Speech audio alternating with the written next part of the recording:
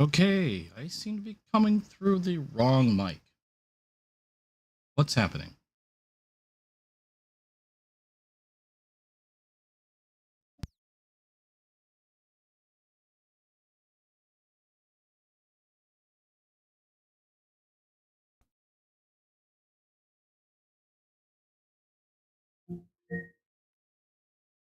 Yeah, here is your reminder.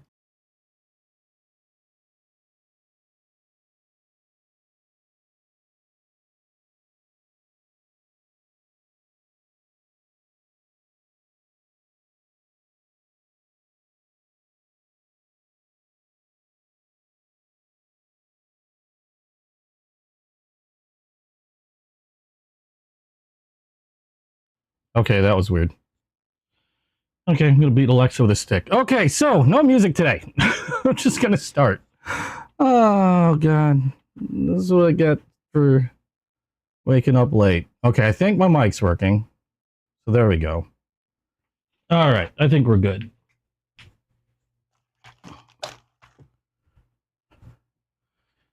Okay, let's see who's in here. Nobody now.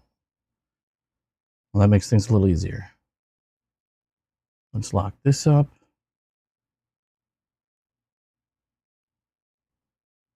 All right, there we go. Camera's up. Audio is running like it's supposed to be running. And why is it all of a sudden very warm in here? Okay, hang on a sec. This might work a little better.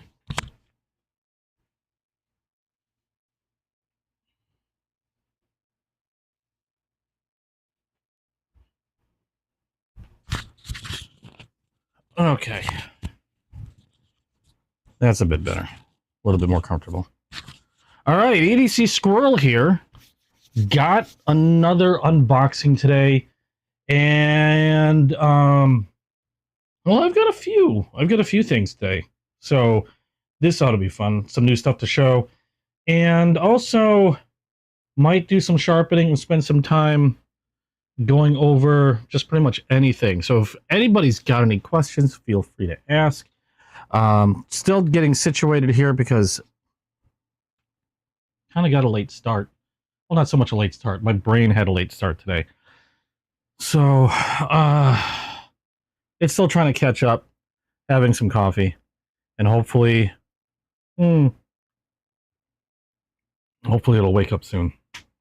Anyway, so I do have quite a few, well, not a whole lot, but I do have a few packages from Whatnot, and at least one package not from Whatnot that I'm going to be opening today because it's been kind of slow. I've been on vacation, and a lot of money has been going towards family visiting, my own birthday, which is predominantly why there's a few boxes here, is because I tend to get spendy on myself, and but a lot of it went towards family visiting the last couple of weeks. So not a whole lot in today, but a few boxes. It should still be interesting to see.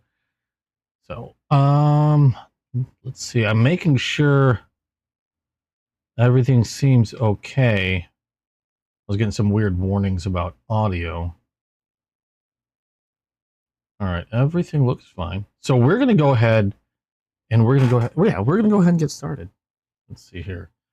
I should have probably organized the packages a little better. Let's see here. Let's start with this one. I've got quite a few. This one's from DMOC 17 or DMOC 17. I've had I've bought a few from DMOC. He's from Whatnot. He's a seller on Whatnot, knife seller. I've got quite a few. I'm actually waiting on another box. USPS unfortunately has been relatively slow. I actually should have had more boxes, I think, but I've had quite a few delays again. I know I've complained about USPS delaying my stuff before. Not a whole lot I can do about it, but just keep my fingers crossed, hope and pray. But what we got here, oh, we got a little card from him, and looks like a tiny Jesus. a lot of knife sellers that deal in traditional knives, on Whatnot. Surprisingly, there's a lot of preachers and pastors and people that do a lot of traditional knife selling. I don't know why they get into it. I mean, it's a little extra money for the church or something. But I don't know why specifically. It seems like a lot of them are into the traditional knives, and a lot from the South too. But that's apparently a thing. I got that little guy. We'll put him off to the side. But what we've got here is a Rough Rider. Now, I know you guys have seen me unbox tons and tons of Rough Rider before. Is that ink still wet? Hopefully not. Tons and tons of Rough Rider before. Got my hands on a faded blue jeans that I didn't have already in my collection. And that, yep, there we go. That would be an elephant toe. I really like the faded blue jeans look. I forgot what other faded blue jeans I have. I'd have to take a look at my spreadsheet. And yes, I have a spreadsheet thanks to a guy named Ostank, who spent the time, and I don't know, I guess he was bored as heck one day and made a spreadsheet for me. And I've been diligently filling the spreadsheet out with everything that I've purchased, collected, gotten, what have you. And oh, my spreadsheet is looking kind of weird. Okay, there we go. Let's make sure it loads. There we go. Okay. And I list every knife in this spreadsheet. Just helps with the collection. As soon as I get them in, I'll wait till after the live before I do that. Oh, speaking of live, I just noticed there's a haze, and I thought I cleaned it off. So let's just try to clean this lens off a little bit. I thought I cleaned that off, but apparently it still left a haze on my lens. So let's see if that helps. That's a little better. There we go. But as I was saying, I try to fill it in and keep it as accurate as possible. And I've actually sold a few knives, so I got to make sure I've removed those that I've gotten rid of from my collection. I hate to say the word rid because I reluctantly let go.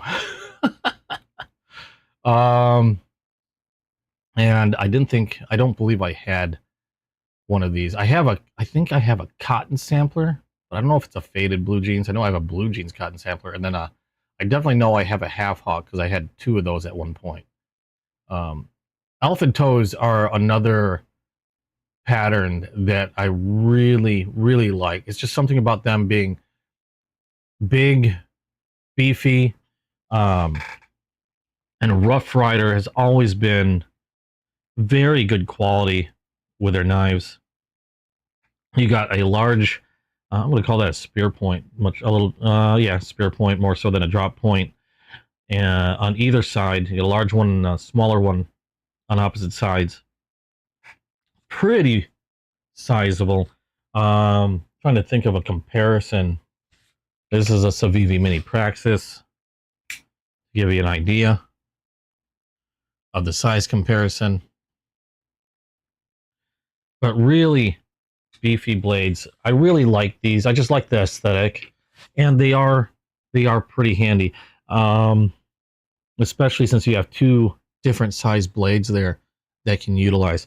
Now, I did have this box open at one point because I was going through a few packages, and without thinking, I opened this one and realized it was a knife, because I do get packages for other stuff. And obviously, since I already opened it, I went ahead and figured, what the heck, why not? I'll go ahead and oil it and wax it. So that's what you're seeing on the blades, is the wax that I put on there previously. Let me wipe this down a little bit so you can see the steel a little better. And then I also oiled the pivots, and I also cleaned the well out. So nice and clean. But I really love these elephant toes. They're really fun knives. I'm starting to concentrate more and more on very specific patterns. And one of those patterns that I'd like to keep collecting and keep in my collection are the elephant toes. That, trappers, doctors, and I think that's primarily it, really. Trappers, doctors, elephant toes. Oh, and lady legs, but that's just more of a weird, fun thing for me to do. Everything else, like the hawkbills, I really love all the other patterns, though. It's just in order to, I guess, consolidate my collection, I'm sticking to those patterns that I like the most. Otherwise, it's been, my collection started to kind of overflow everywhere, and I'm basically just trying to trim the excess and focus on the ones that I really, really like. So that's the Rough Rider Faded Blue Jeans Elephant Toe. This one's from DMOC 17. So awesome get from Whatnot. That will get recorded. You'll have to excuse my squeaky chair. There we go. And let's see. We're going to go ahead and move on to the next one. One moment here. This one is coming from EDC Gripper. And he's another one that I've purchased from before. I haven't in a little while. But I happened upon one of his auctions on Whatnot and just was lucky enough to see a particular knife that I had been interested and curious about and was able to snag. And this one is from Trivisa? I hope I'm pronouncing that right. And I got a little sticker from him as well. Nice little fish sticker. I don't know what it is with Whatnot and stickers, but I've never seen so many people really into getting stickers from sellers.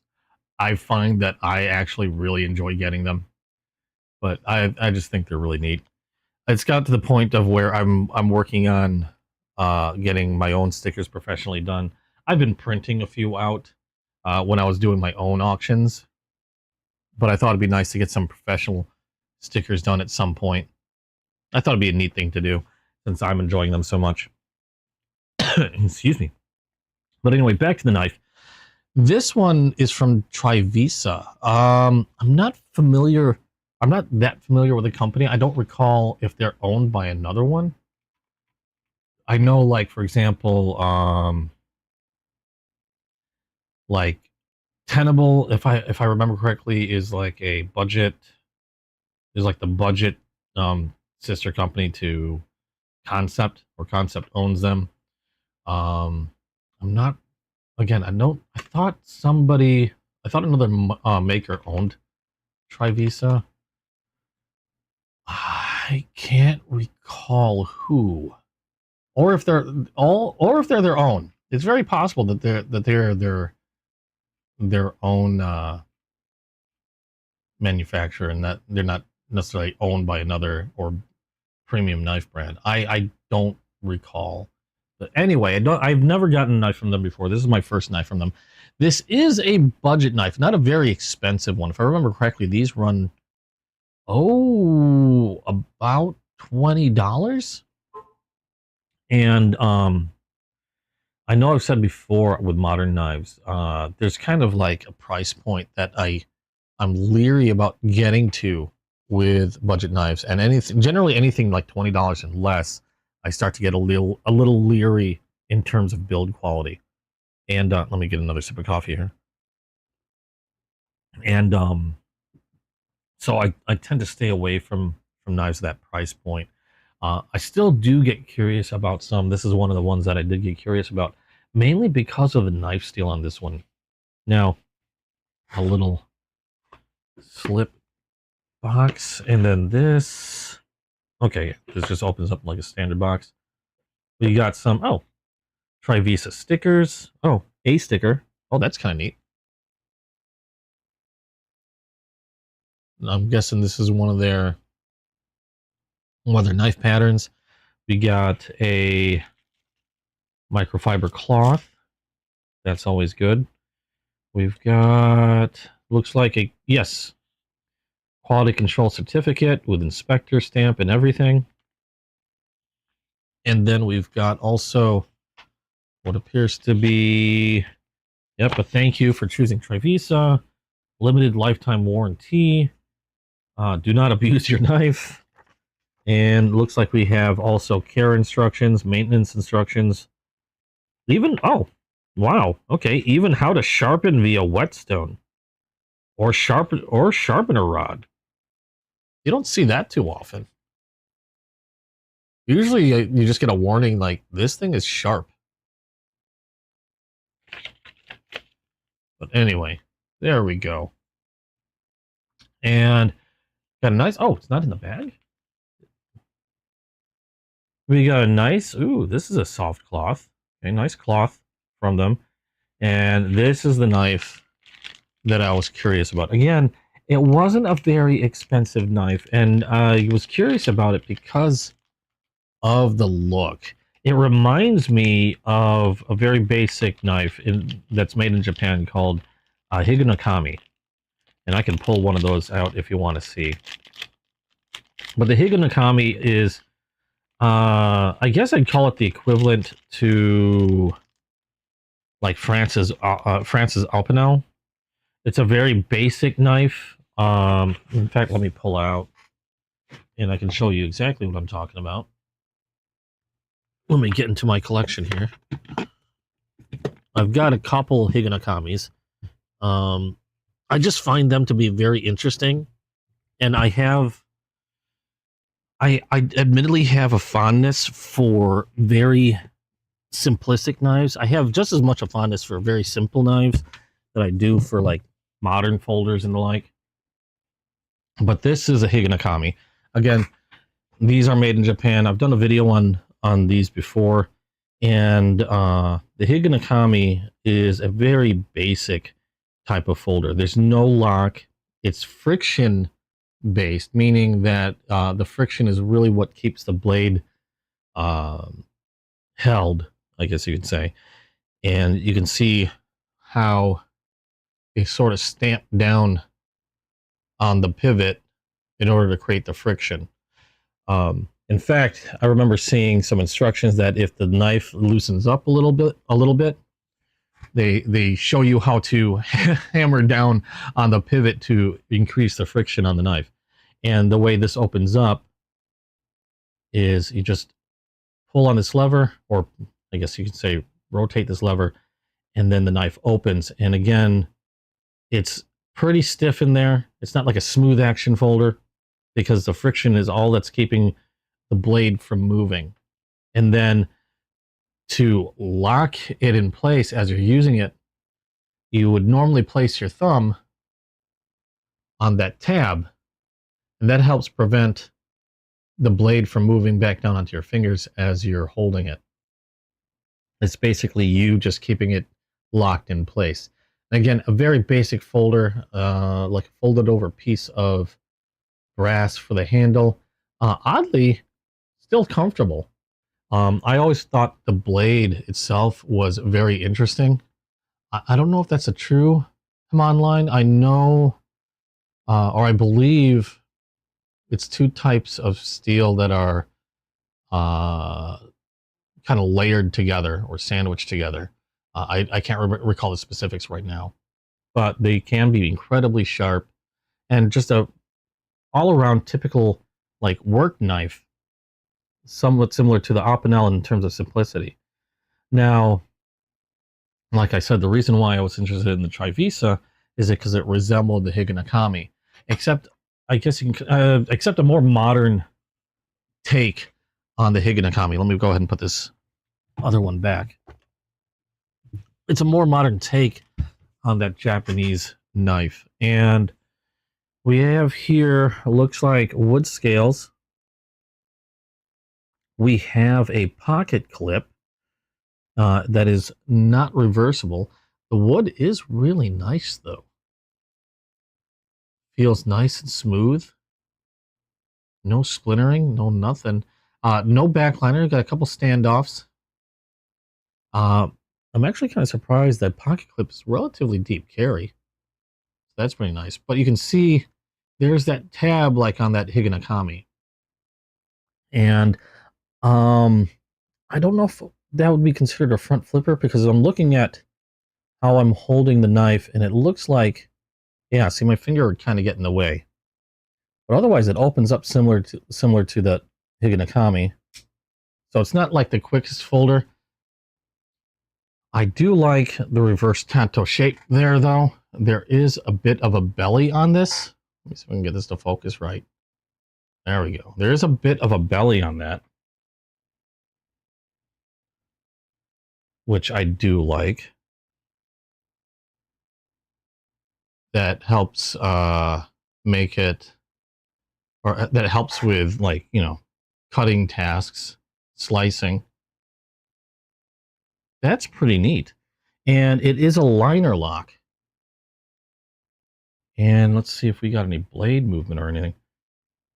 No, that's a pretty solid lock. I'm not getting any movement whatsoever. Nothing up or down, nothing side to side. That's pretty good. That's pretty solid. Now, liner locks sometimes could take a little bit of time to break in.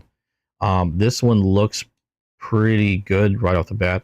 What I mean by breaking in is sometimes I've noticed some knives when I get new, especially if they're not snapped open quickly. I'm trying to do this as slow as possible. Sometimes a liner lock doesn't seat all the way under the blade. And I've only noticed that with a few knives, but I did realize that the more you work the knife and open and close, that kind of breaks the liner lock in, and they get more and more effective and work a lot better. Morgan, how you doing? YouTube's being stupid again? I start at the same time every day. Set an alarm. No worries, Morgan. But this is the Trivisa. What was the name on this one? I don't even know the name. I just was been saying it's made by Trivisa. What are you called? Like I said, I know this isn't a very expensive knife. I recall looking this up before I even purchased it, and I remember seeing that it was roughly about $20. You know, I'm gonna look. I have their website open because I wanted to see if they were owned by anybody else in particular, and I'm not seeing it. I really wish I remembered what they're called. Outdoor Knives Collect. I'm going to say outdoor. They've got quite a few colorful options on other knives. Some interesting looking Damascus steel. They even count the layers. Interesting. I might have to take a closer look at Trivisa. Again, this is the first knife that I've ever gotten from them. Oh, and the other reason why I was interested in this knife, other than the fact that it resembled the Higanakami, only like a modernized version of the Higanakami, is the steel that it uses is a 14C28N steel. And on a knife that's only $20, again, 14C28N steel is probably one of my favorite steels for knives that are sub $100, like 14C28N and Nitro V being my two preferred knife steels for that price point. And this one, let's see if I can find it so I can confirm how much it is. Oh, found it. Okay, wow. That is, okay, I wasn't far off. I'm pretty sure I got mine for less than 20 on auction. And I'm looking at Trivisa's website. Now, it's possible it's going to be a little lower on other sites. but I believe this would be an olive handle. And it's a 3.37-inch blade, 14C, 28N steel. Dolphin FO liner lock folding pocket knife with olive handle. 2652 on Trivisa's website. Again, it's possibly a little less if you can find it on other websites, possibly, but looks like 2652. I got it, I know, for a little less on auction, brand new in box. So that was a pretty nice grab. And even though it's not like a fast flipper knife, it's pretty smooth action. It's not ball bearings. We got washers in the pivot, but I don't think this is one of those knives that was meant to be, you know, fast. It was just meant to be a work knife. You're not whipping this out in a quick emergency. It's not meant to be flashy or whatever. It's here to do some work, and it's ready to go. I do like that it's got the liner lock in comparison to the more simplistic Higanakami. It's just a really, really neat knife. Surprisingly good for 20 bucks. I mean, the handle feels really nice. Full, completely neutral grip, which means holding on to this in different ways isn't going to be an issue. The pocket clip isn't particularly annoying. I like how it appears to have a slight downward turn as opposed to just sticking right out. I don't know about carrying that in the pocket, if that's still going to snag anything. Probably still might, but having that slight bend at the very end helps. I know that. Jimping on the back of the spine here where the thumb would go, and a little ramp up, which really, really helps with keeping your thumb right where you need it to be. A slight sharpening choil here. And that's pretty much it. I like it. This is nice. Again, 2652 on their website. I'll have to check other websites. Let's check another website. I don't know who else has this. We're gonna go Knife Center. What the hell, why not? Let's see if they have any. Nope, Knife Center doesn't even have this. Where can I find a Trivisa Dolphin other than Trivisa's website? Maybe it's just Trivisa. Oh, no. We have them. Oh, wow. Okay. I might have to get another one. We have them, or they have them on Amazon for exactly the same price, except the one I'm looking at is a rosewood handle. Ooh. That's tempting. I love rosewood. I might have to take another look at that. Let's see how this sits in here, because I didn't really take a good look. On closed, that is nicely centered there. Maybe like a hair off, but that's being really nitpicky. And again, a very inexpensive knife. I'm impressed. Now, technically, this is over $20 retail value. So it hasn't hit the 20 mark. So I don't know, what I said earlier might still stand, where I get leery of anything $20 and under. So technically this is a little over $20. But still very surprised at the quality of this. A decent weight to it. It's not super light, but not very heavy. This blade stock seems pretty thick. I'm going to pull out some... I'm sorry, I know I'm taking a lot of time on this particular knife, but I'm actually quite surprised by it. Let me grab some magazine paper. I want to see how sharp the sucker is. And how you do, Morgan? I know you were having headaches earlier. Let's see how sharp this knife is. Again, out of the box. I do like the feel of that. That feels really good. Pretty aggressive, but not so aggressive as to be like painful or anything like that. And again, that ramp up really helps. Oh, that was quiet.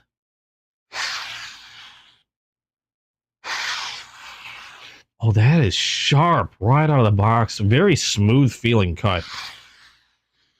And I'm going from back to tip.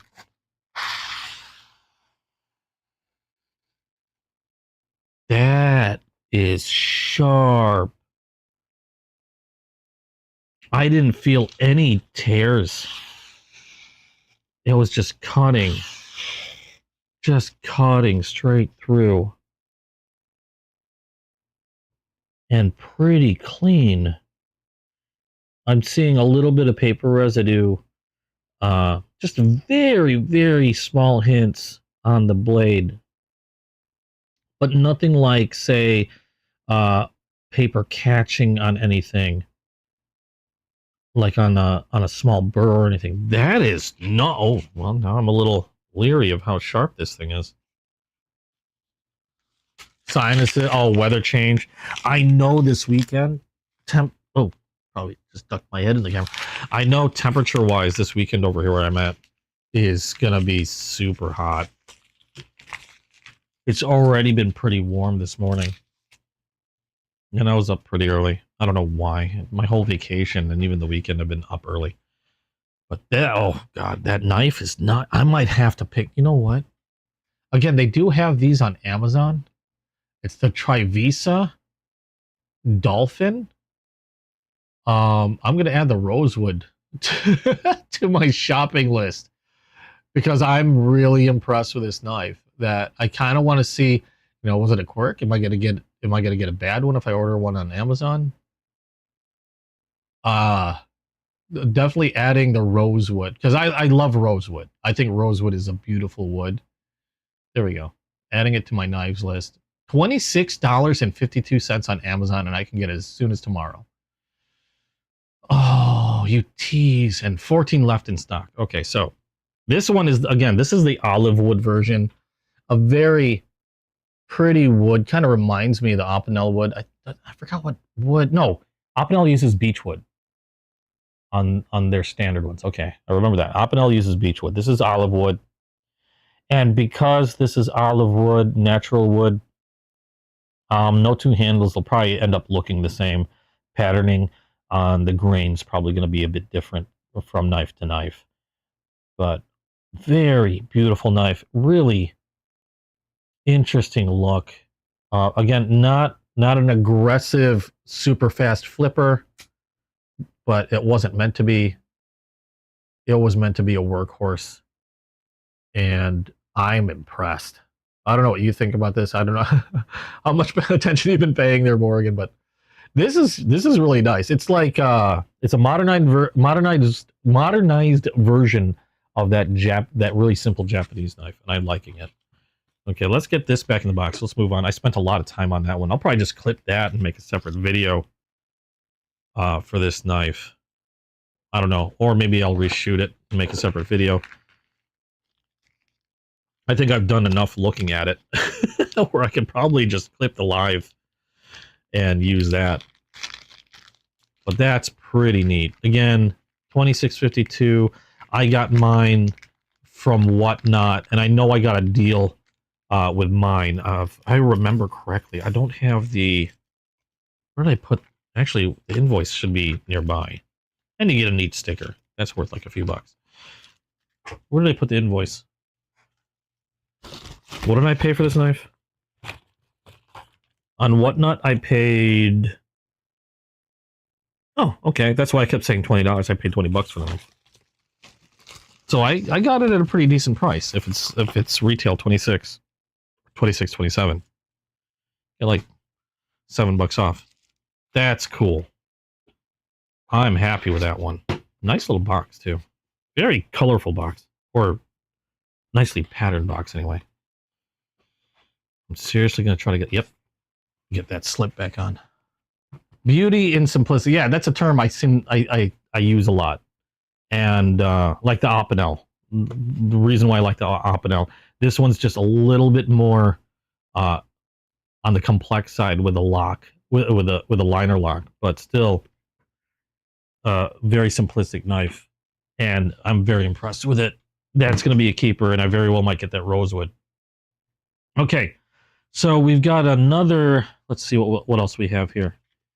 This one, we opened a box from DMOC before, and we've got another. This isn't the same one I opened. No, this is a different one. Is this a different one? This can't be the same one. No, we got another box from DMOC. The first one I opened from DMOC was a Rough Rider faded blue jeans elephant toe, which is really awesome. This one, let's open this puppy up. Ow. It helps if I remove tape.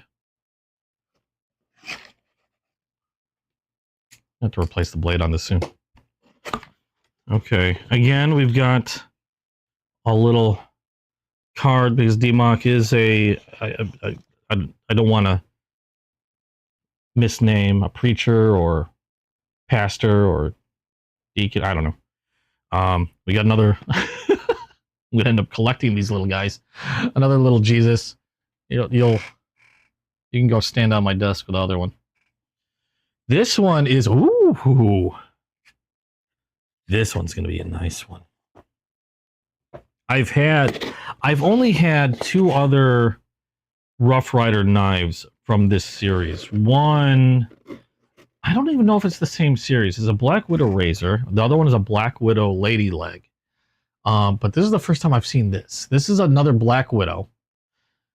And this one is, yes, this one is a trapper. This is, like I was saying earlier, one of my favorite patterns in traditional knives. I'm really, really liking trappers. Trappers are the ones where you have a relatively straight handle or straight body, and then you have 2 blades, both coming from one side. You have a California clip point, and you have a spay blade. Sometimes they might come with different blades, usually a clip point, and sometimes the secondary blade might be a different one. Most common are the spay blades, which is more of a blunted tip than your clip point. But that is essentially a trapper, a relatively straight body, 2 blades, California clip point, spay blade, and there you go. And they come in different sizes. This is your standard size trapper, which I believe, where did I put my, no, I just pulled out my there it is, measuring tape. And they're usually about 3 inches or a little higher. This one's about, yeah, 3 3¼ inches, and the spay blades, both blades tend to be about roughly the same size. I really like this pattern. I just find them to be super useful. And because you have 2 blades, this is one that where most people use the spay blade for pretty much everything. That's their standard go-to blade, and then you've got your clip point for things that require a finer tip, maybe a little bit more finer cutting, skinning, what have you. I just like them because you have one main blade you can use for all your cutting, and if you're doing a lot of work and it starts to dull, you have your second blade, and they're all on the same side. I don't have to worry about, flipping one out the other side, or if you're displaying them and you have like a Congress which has 4 blades. The Congress is famous for if one of these traditional knives are gonna, if they're gonna bite you, the Congress is gonna be the one that bites you. These are slip joint, meaning no locking system. They have detents which keep the blade held in place.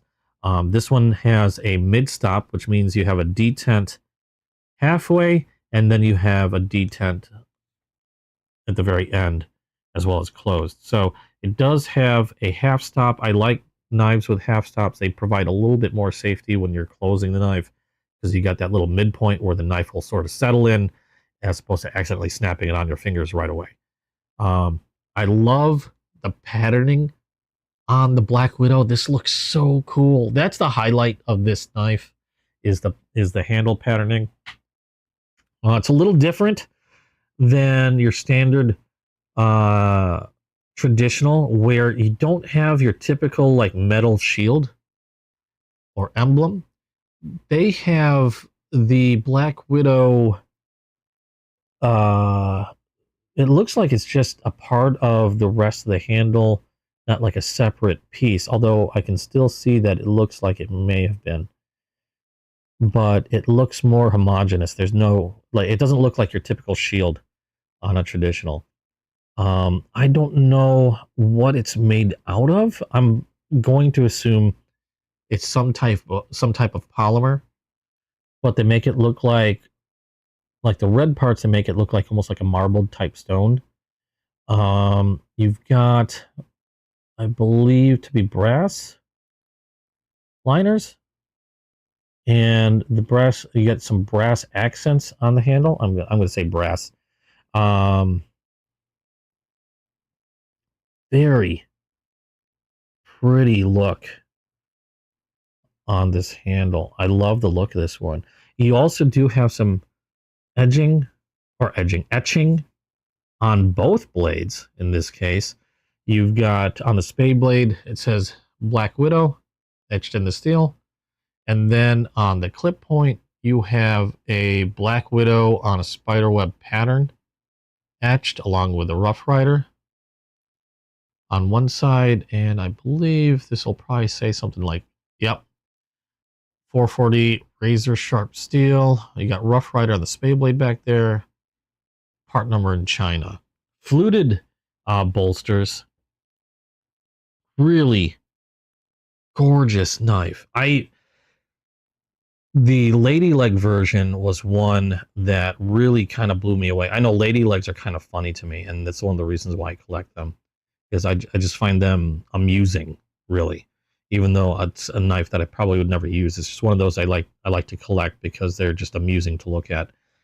But the Black Widow version, because it shares the similar pattern, I always thought was one of the more striking lady legs. And I was really hoping I'd find a more normal patterned, I say normal, different patterned Black Widow knife that share the patterning. And when I saw this on auction, I fought a little for it. I probably paid, actually I don't know how much I paid. I didn't see an invoice in that box. I know I fought a little for it. There were a couple people that wanted it, but I don't believe I went over 15 for it. I don't think. In which case, I think I got pretty lucky, because I could easily see a knife like this going for over 20 on an auction, because again, I don't really see them all too often. I'm sure I probably could have gotten it for less if it was available on a website, but it was the heat of the moment. Wanted it, fought for it, got it. But definitely going to be one of my favorite one of my favorite Rough Riders, because I just think it's absolutely beautiful. Love that handle, love the etching. There we go. So that's a Rough Rider Black Widow. That's from, again, DMOC 17 on Whatnot. Let me close that up. I'm going to go and clean this one later. It looked like it had a hefty amount of oil on it already. So hopefully it won't be too bad. It looked pretty clean. Can't complain. All right, what else do we have? We had the faded blue jeans. We had the Trivisa. We had the Black Widow. Did I take everything out of that bag? Yes, I did. I got to start separating these. Otherwise, I don't know what bags I've been in. Open that box. Open that one. Okay, those, I think, were the last of the ones that I had to open. Okay, let me open this bag next. This one is from Wilder Finds. Now, I've never purchased anything from Wilder Finds before. They're a new seller, at least to me. But they are also on Whatnot. I believe... Well, I did buy a knife, obviously. But I also believe I got a giveaway in this package as well. So we might have two things in here. There's the invoice. Let me take a quick look at that. We got a thank you for your first purchase and congrats on your giveaway. Well, thank you. I have a sip of coffee. I still have that one. Oh, they even say a Higanakami on that dolphin. That's funny. It's still on my screen. I'm staring at it while I'm drinking my coffee. So glad you don't hear me slurping. This mic's actually surprisingly good. Okay, let's open this puppy up. We've got one knife that I ordered and then one giveaway. Okay. Let's, oops. I kicked my camera. Stop it. Okay, there we go. Okay, let's start with the giveaway. The giveaway I got is, I got a couple things. That's nice. I have a sneaker keychain. Nike Air Jordan keychain. Okay, that's kind of cool. I'll leave it in the wrapper, but there you go. Nice close-up. Yeah, rarely get any bleed-through sounds on this mic. And this wasn't a very expensive, how do you pronounce it? Lavalier? Lavalier? Croissant mic? I don't know. But I think I remember, I think I paid like 20 bucks for it. Yeah, this is kind of cute. I'm not the biggest Nike fan. I actually do have a pair of Nikes that I got in auction for like 25 bucks, which I find hilarious because I think they're like 80 bucks normally. And they're the first pair of Nikes that I've gotten seriously in so many years. I'm thinking 20 years at least, probably since since the last time before then that I got Nikes. I normally wear boots. So neat little keychain. That was part of the giveaway. And there's another part of the giveaway. I got a little whitetail plastic handled knife from Frost Cutlery. It says Frost Cutlery Flying Falcon. Custom designed. Looks kind of like a miniature spider. Oh, yeah. Looks like a miniature Spyderco. Keychain knife. Got a little chain. There we go. Probably that's stainless steel, obviously, I'm sure. Yeah, it says stainless. Ooh, got a little snap there. Oh, it's a little lockback. Oh, and partially serrated. So, yeah, kind of like a little Spyderco knife. So, we've got here stainless. What? What does it say? Rost fry? I don't know. And shine on the side. I'm not the biggest fan of serrated, to be quite honest, but I do still have a few. Serrated. The reason why I'm not the biggest fan of serrated blades is because a lot of times they are a pain in the butt to sharpen. I do have things that'll help me sharpen serrated blades. It's just I just find them annoying to try and resharpen. Thankfully, most of the time, serrated blades actually last and stay sharp for a good long period of time. So generally, by the time a serrated blade, at least for me, is done with its usefulness, the blade itself is kind of nasty, and I'll probably just replace the knife. But ooh, that is kind of sharp. Almost stung me there. I say partial, but it's more than half the blade is serrated. It is a lockback. Kind of neat. Oh, yeah, and the great thing about serrated knives is actually if you need anything to cut rope or anything fibrous, to be quite honest, nothing really beats a serrated knife for doing that. Sure, they're not great for like super detail work or anything, but if you need to cut a rope quickly, cut something fibrous really quickly, your best bet is with a serrated knife. Lock seems pretty secure. Had some good snap to it when it, there we go. Yeah, decent amount of snap. That's kind of cool. I like it. I'm gonna keep it. That's a nice little giveaway. Okay, so we're gonna put that back. And let me just rubber band that closed because that box is not the most secure. I don't want that flying out anywhere. And let me see here. Excuse me.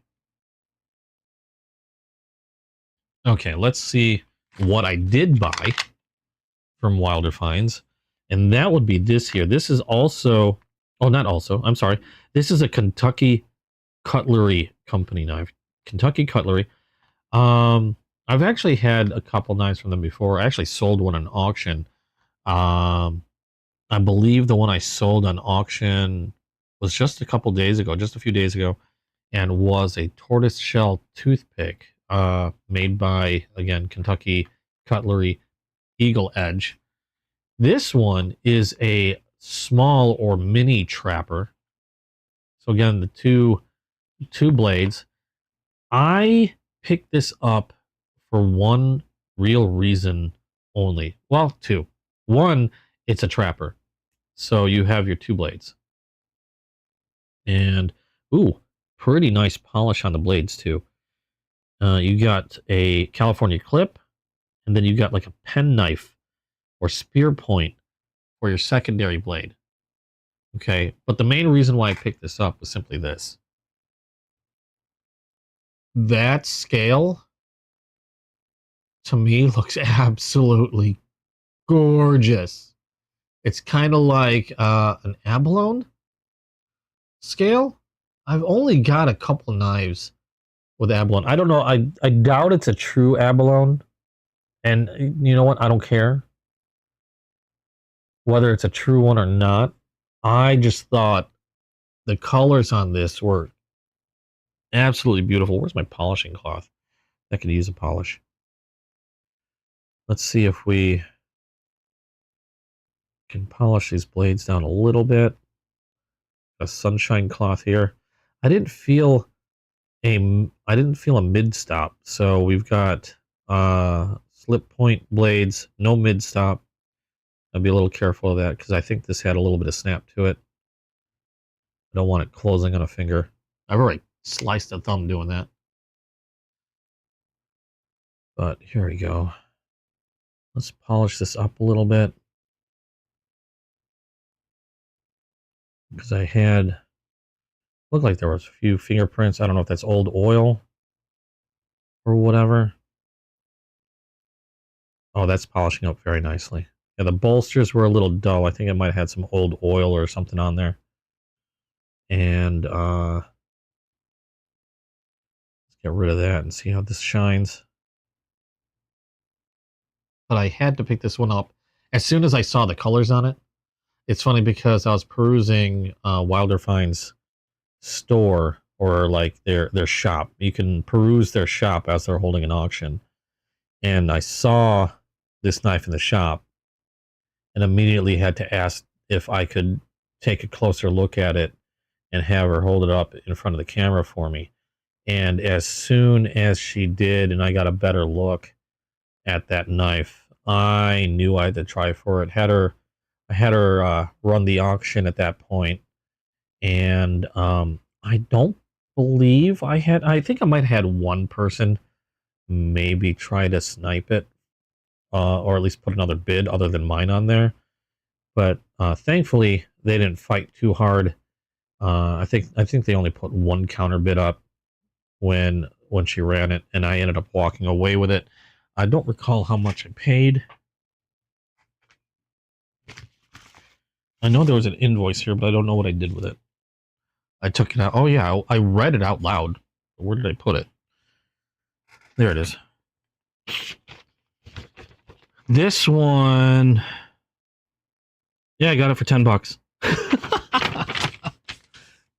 Definitely cannot complain about that. That is such a pretty knife, and shining the bolsters up a bit helps a lot. Let's see here. I could probably polish that even more and get more shine out of those bolsters. I'll do that later because I'm starting to leave like polishing residue on my hands. But absolutely Beautiful scales on this knife. I really lucked out on this one.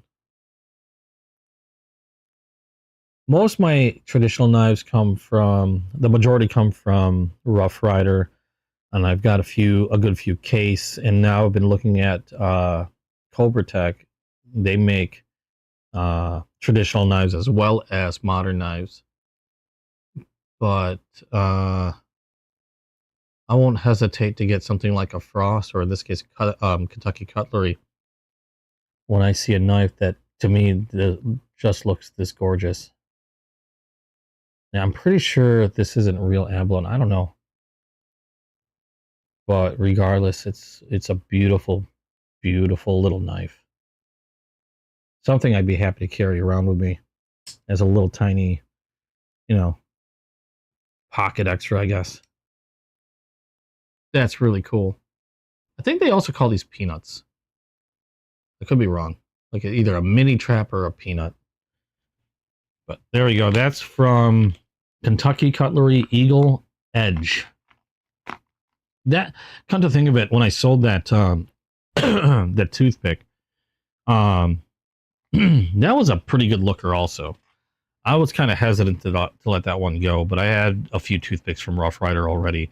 I'm not married to toothpicks in any way, so I thought I'd give that a new home to somebody that would really appreciate it a lot better than I would. Excuse me. Let me grab some more coffee, and then we'll move on. Okay. So, let's see. I know I've got a few... Oh, God, that ink did not dry. That is all over my hand. I know I've got a few from Chasing Blades. I'm going to leave those for last. Let's see. This one, that's open already. Okay, we've got one from RL Simp, which is a Whatnot seller that if you've attended any of my other live unboxings, I've purchased from them a few times, and always happy with what I got. But to be quite honest, I can't remember what I got from them. I love these unboxings because half the time I can't remember what I was getting. And it's a surprise every time. Lone Star, how are you doing? Carry of the day: Spyderco, Native Chief, and Cold Steel Tiger Claw. Really? My carry of the day. I will show you my carry of the day, even though I'm at home and not really carrying per se, but what I've had in my pocket. I've been carrying regularly this one. This is my Case Mediterranean Blue Jigged Bone Super Long Title Sodbuster Jr. I've been carrying this a lot lately. Reason why I carry this one is because this was my birthday present from my girlfriend.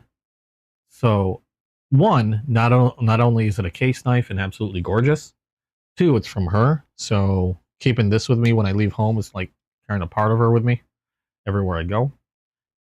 Three, it's just an awesome knife. Absolutely gorgeous, awesome knife. And I carry that with me. That's part of my daily carry now. And recently, the last few days, I've been carrying this. This is my Concept Accipiter. This one is a front flip. There you go. Pocket clip, micarta, green scales. 154 cm, I believe. Yep, 154 cm steel.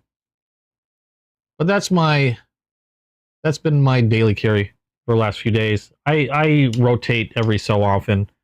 This is what I've been carrying for the last couple days. Other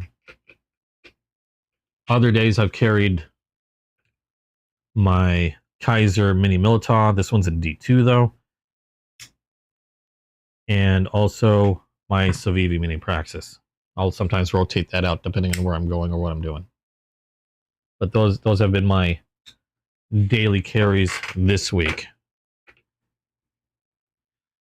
And I'll just change eventually as the mood suits me. But those are primarily what I'll have in my pocket. Let's see here. Okay, so this one was from, I was saying, RL Sim. Oh, okay, this is a Baron Son. I think I know I got this one.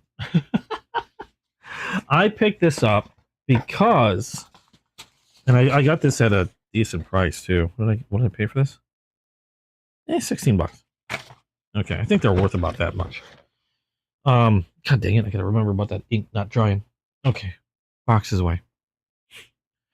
Now, this is a Baron Son. I picked this up, and I know exactly what it is and why I picked it up. I picked this up specifically because I had one of these already.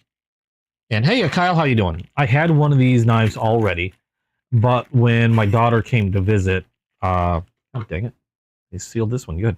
When my daughter came to visit, I made her a little knife care package, and essentially what that was is I put together a bunch of knives and gave them to her, and her boyfriend, her as well. Yeah, I really got to change that blade. And this was one of the knives that I gave her, and then I realized it's a very simple knife. I realized that I kind of like that knife, so I decided to get another one. It's a very simple knife. It's essentially a traditional work knife. This one is exactly the same color that I had given her. Is there? No, I'll just open it from the other side. It's exactly the same knife that I had given her. I just wanted to get another one because, like I said, I liked the knife. After it left, I decided I wanted to replace it. Comes in a nice little cloth bag. And then what else is in here? They're not very expensive knives. They're just really basic, inexpensive. Thank you for your recent purchase of this Baron Son cutlery product. I believe these are USA made. I think. I believe it's USA made. I don't know if all the materials are from the US. I know their Baron Sons have a couple like tiers, like Baron Son, Bear's Edge, I forgot what else. And depending on the tier, sometimes the knife might just be put together in the US and I guess they're higher or highest end knives, the materials are sourced and put together in the US. This one I don't know, to be quite honest, other than at the very least it's put together in the US. Very basic work knife. You do have a pocket clip, which a lot of them generally don't do. Gold aluminum scales, I believe. And you got a single blade, a single clip point. Well oiled. Baron Son USA. Yeah, CS USA. Again, at the very least, it's put together in the US. I just don't know about the materials. You can see the oil that they've already added to the pivot. And very simple knife. Yeah, very shiny. I tried to clean my lens off on my camera as best I could. I thought I cleaned it before and there was a bit of haze. Thankfully you weren't here at the time, but I had to wipe it down again. But it's a very simple knife. I gave it to my daughter and then realized I kind of miss it. I liked it. Like I said, I have a thing for simplistic knives. There is one thing that I do have a complaint about on this particular model. Now, it's not a very expensive model. Like I said, they're very cheap. Okay. But I've noticed this on some traditional knives, and there's a reason why I don't snap the blade closed anymore on a lot of traditional knives. And it's very apparent in this model. And even though it has this issue, I still do like the knife. But in case you're looking into getting one of these, again, these are very inexpensive. I want to make sure that you're aware of this issue. And what it is when you snap the blade closed, somehow inside that well, okay, see the the back of that well is kind of like this, is the spring. That's what helps keep the blade open or closed. You can see the bottom actually move. If you look right here, you see it moves. It's that spring that keeps tension on the blade, whether it's opened or closed. And that's what helps keep it there until you decide you want to open or close the blade. Okay. Now that spring is also what causes these blades to have a little snap when you close them. Now I'm not going to close it with a snap, but if you'll watch, I'm just going to move it to the back like I'm opening it, and then it'll snap the rest of the way. Okay.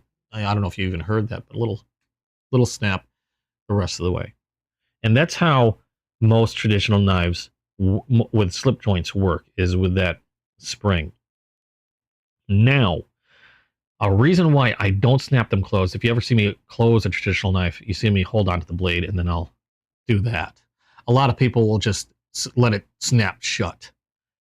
I don't do that anymore because of this reason. On some knives, not all knives. Oh, it has kind of a mid-stop. That's a weird place to stop. Didn't realize that. But on a lot of traditional knives, you don't see it on every one of them. But I have noticed when you snap that knife closed, sometimes the blade hits the spring. And I don't know if you could see it in there, but there's kind of a ridge right above my nail there on this spring. Okay. And what I've noticed on some knives, and especially this knife, and I can fix it easily enough, but when you snap it closed, it does this to the blade. It hits that ridge, and you have a perfectly fine edge up until, let's see if you can see it there. I'm going to try to see if there's a way I can get that to show better. You'll notice, ooh, that blade is sharp. I'm trying to do this without cutting myself. Maybe I should get a piece of paper. Oh, I don't know if that's, there it is. I don't know if you can notice there. There is a roll of where that edge struck that spring. So now this blade is sharp. I've just felt it, almost sliced a finger. It is sharp, but then you've got that bite right where this blade, and I'm pretty sure is hitting that ridge, again, right above my nail. I'm pretty sure it's hitting that ridge and causing that edge. Oh, you can see it there. You can see the shine from the light where it flattens out that spot on the edge. And you know what? I'm going to keep this knife out because I'm going to show you how I fix it. Basically, all you can really do is just resharpen the blade, and you're going to have to kind of reprofile that out. But I've noticed that on more than a few traditional knives. And that's another reason why I wanted this is A, I did like the knife and it's really cheap. But secondly, I kind of wanted to see if this would occur on a brand new knife that I got. And yes, it does still have that issue. So that's why you'll never see me snap a blade closed. The only time you'll see me snap a blade closed on a traditional knife is if I'm very familiar with the way that knife is built, and I've determined that I can snap it closed safely without it doing this. And most of those knives tend to be case knives. Case knives seem to be really good with that. They don't slap into their spring. Admittedly, Rough Rider kind of depends on the knife. I've had some Rough Riders where it'll snap and hit that spring. Other Rough Riders where they're perfectly fine. You can snap them closed all you want and it won't do a darn thing. But yeah, this one, and you can feel now if you were to run your finger on here that spot is totally bent in, or just, I don't know, it's chipped or rolled or just flattened out into that spot. But otherwise, perfectly sharp knife until you get to that point. If I were to cut magazine paper, that's the point where it would catch, because obviously that part's not going to cut through the paper. And it's kind of a shame, but at the same time, it's a very inexpensive knife. And even with that, through your day-to-day, if you're, cutting through rope, doing what a work knife is to do, there's no doubt you'll probably end up with dull spots eventually, and you'll end up having to resharpen anyway.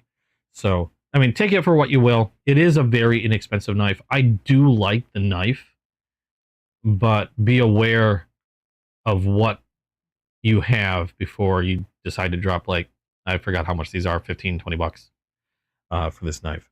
But I will keep this one out because I will see if I can't fix that live for you guys here, and with a sharpening stone or something. So that one I'll keep out. We'll fiddle with that later. I've still got a few more packages I want to get through, so I just knocked my table. There you go.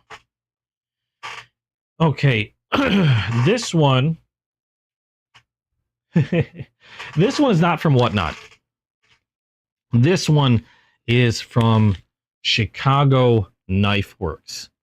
And where did this come from? Oh no, that was that. Where did this sack come from? Oh, this was from the Trivisa. Darn it. Let me put that over there. Okay, this is from Chicago Knife Works. So this is not from Whatnot. This was bought from an online retailer. And I've been waiting for this. The reason why I've been waiting for this is because I saw this knife on Whatnot, but I kept getting outbid. I know how much the knife is worth, but people were snapping these things up like crazy every time I saw them. And I have a certain amount that I will not go past when I'm bidding. I do my research on how much a knife costs, and I would prefer not to go over retail. I might go up to retail depending on what it is, but I definitely won't go over. And this one was constantly going over retail and Whatnot. So I decided to go ahead and order it online from an online retailer and wait for it, because they took their sweet time sending it. It takes them a while to ship stuff out for whatever reason. But this one, it's a traditional knife in kind of a modern knife. Oh, have a good one, Kyle. Thanks for stopping by. This is this was made by Marbles. You've probably heard the name Marbles before. I have a few Marbles knives in my collection. They make a lot of traditional knives as well. This one's made by Marbles, and this is called the Marbles Geek. And you'll see why in a second, why I had to have this knife. I might have to get one, or at least talk Caboose into buying one because it fits him. Maybe Ostank. Hopefully, if Ostank watches this, because I know he's out right now, so he won't be able to see this. And I know Caboose, I think, is not even at home either. But this is called, again, the Marbles Geek, and this is why I had to get it. It's because of this paper. No, I'm kidding. Let's see. Let's unwrap this guy. It is a trapper, so it's going to have two blades, a California clip point, I believe, and a spade blade, I believe. I don't think it has a different secondary. But, no, I haven't looked at it yet myself. I know what it looks like in the photos. I don't know if they are exactly the same in the photos, or if they can vary from knife to knife.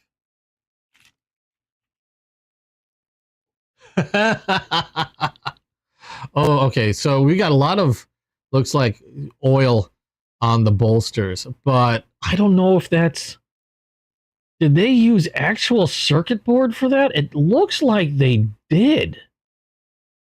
You know what? So very well might differ from knife to knife. Because now that I'm looking at it, now there's no, all we've got is what looks to be a circuit board under a clear acrylic. Nice thick scales though. Yeah, this is a circuit board. Now, I am seeing, like, the solder points. There are no actual components on the board, which is understandable because components would add depending on the components, they would add a lot of thickness.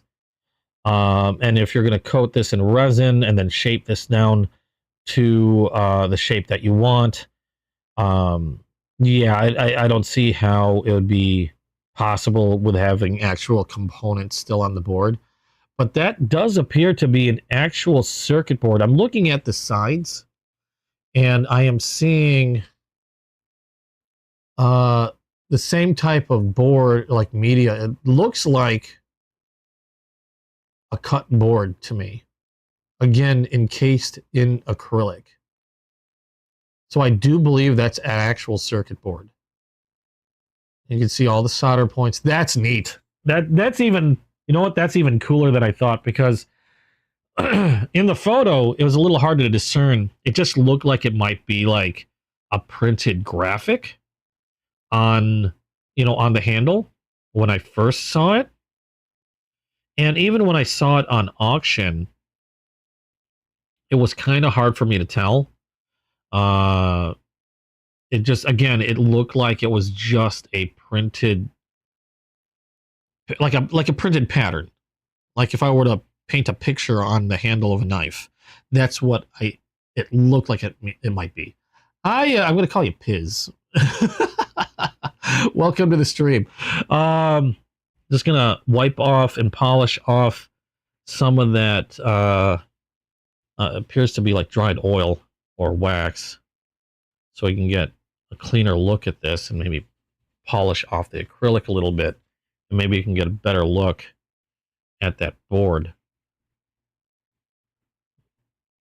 Yeah, clean that off. Yeah, but that does appear to be an actual circuit board, just judging from what I can see from the side. I work with PCs all the time, so that definitely looks like an actual board to me underneath that clear acrylic. That's cool. That's a lot cooler than I expected. Because I just expected a printed picture to make it look like a circuit board. I definitely did not expect to see an actual circuit board on the handle. We've got your typical California clip point, again with a little bit of oil. Let me clean this off. And we've got, looks like they oiled the pivot, which is always good to see. Let's clean that off. Ooh, I felt that blade. No, I didn't cut myself. Okay, I thought I might, I felt it for a second there.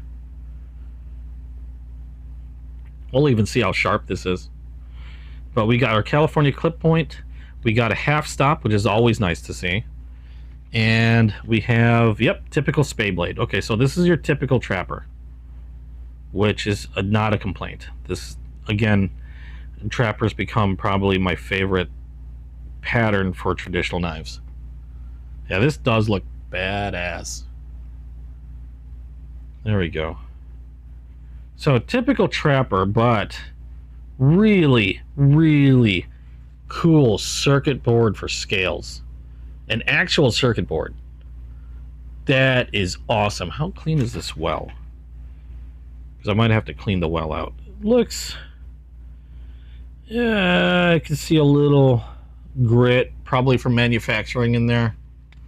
So I will probably fill this with oil and clean that out just to make sure it's nice and clean in there. Something probably you should do with every traditional knife that you get. I'll generally flood it with oil, either mineral oil or camellia oil. I can never pronounce it right. Camellia oil. And then I'll take a small swab and brush anything that might be in there out. But otherwise, otherwise not too shabby. Even new knives, a lot of times, will have some type of manufacturing residue in the well. The only ones that have been super good to me have been the case knives. They do a pretty good job at cleaning them out. I'll still try to clean a case knife out, but they tend to be the cleanest out of any traditional knife that I've gotten so far. That and Cobra Tech's been pretty good. This one could definitely use a little cleaning though.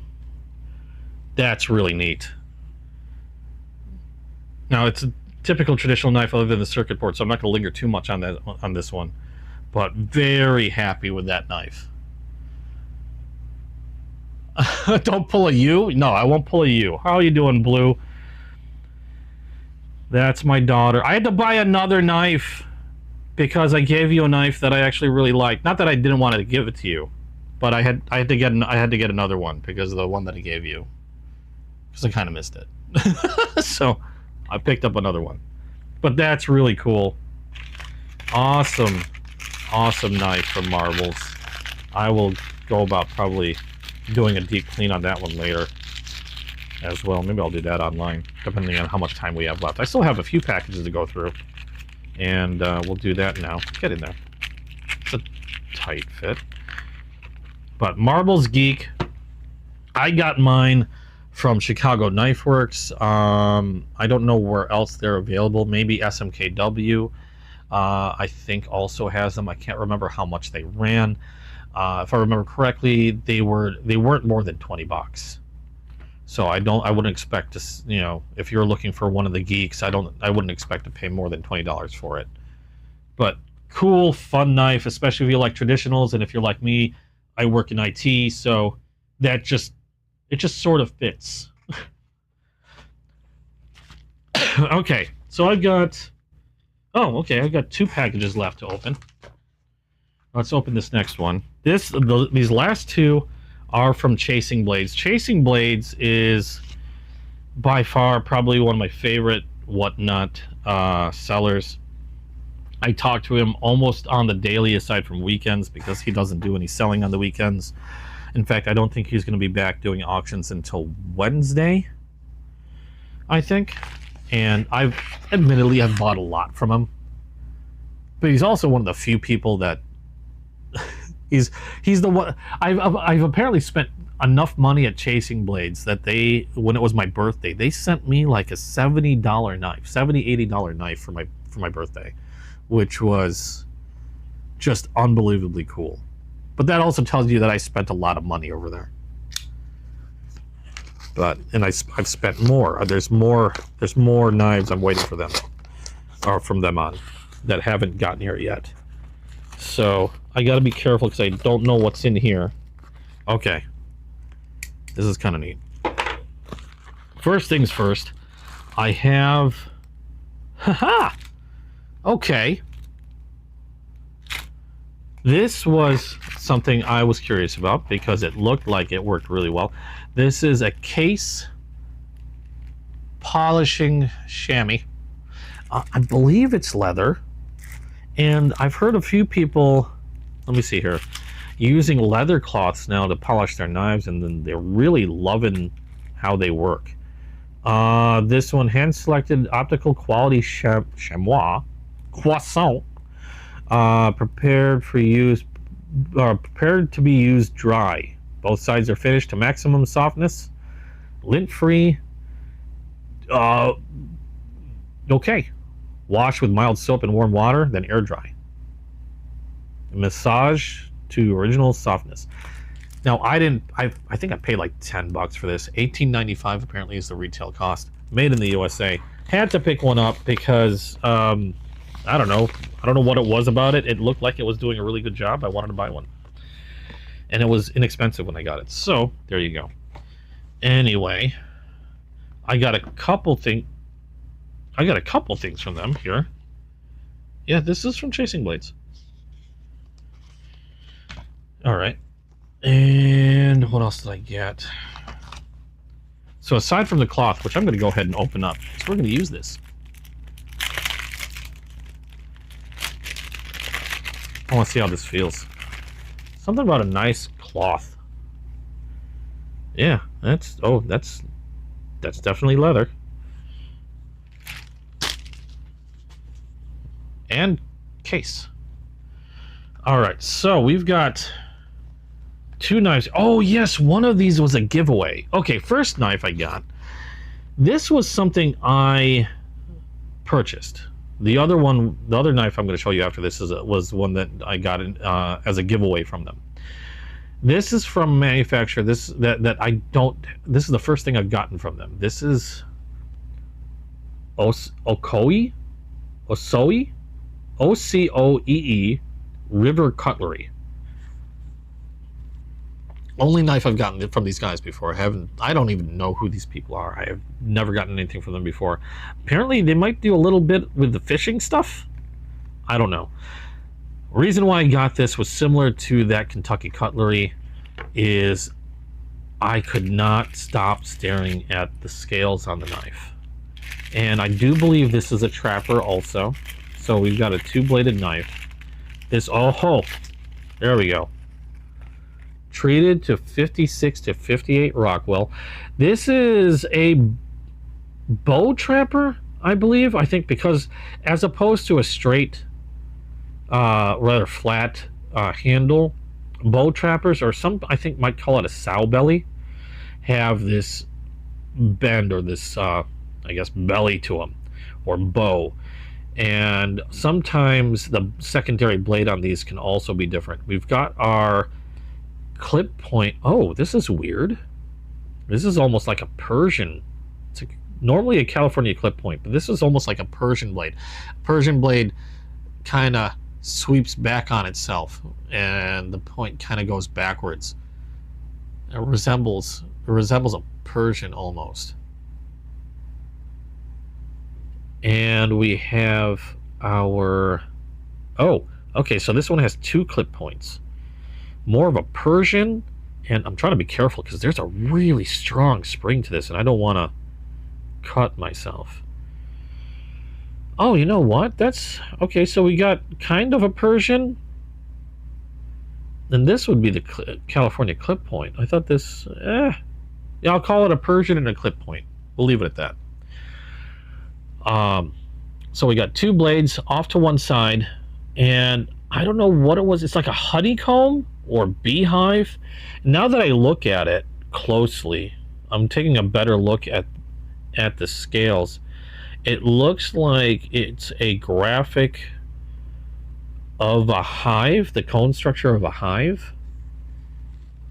I just thought the patterning looked really, really cool. It looks like it might be a photo of a hive, and if even regardless if it is or not, I just like the color and the patterning. You got your OCOEE River badge right there. You've got a fluted bolster on one side. It's almost like a weird, actually there's no bolster on here, so I don't know, almost like a weird, I forgot what they call them. I'm trying to think of the other pattern names, and it's escaping me. Sow belly trapper, elephant toe, started with a B, I think. I don't know. Either way, interesting shape, really cool look to it. It looks like it's like the Geek knife. This one is some type of graphic layered under clear acrylic. Pretty cool. I just liked the color and the pattern. It just looked really unique to me. Similar trapper styling. I like the 2 blades on the end. Oh no, it does Barlow. It's almost like an elongated Barlow. That's what this is. That's what it seems like to me. A funny shaped elongated Barlow. But anyway, really strong springs. The welds on this one, I could definitely do with some cleaning. They have a sticker here that says tested to 56 to 58 Rockwell. They're referring to the hardness of the steel, which is 440 stainless steel, and kind of a unique blade combo. That's pretty cool. I like it. Let's see how this is. We're gonna use our new case chamois, our croissant, and it does a pretty good job of getting those fingerprints off really fast. That's for sure. Let's try polishing up the bolsters a little bit, give it a little shine.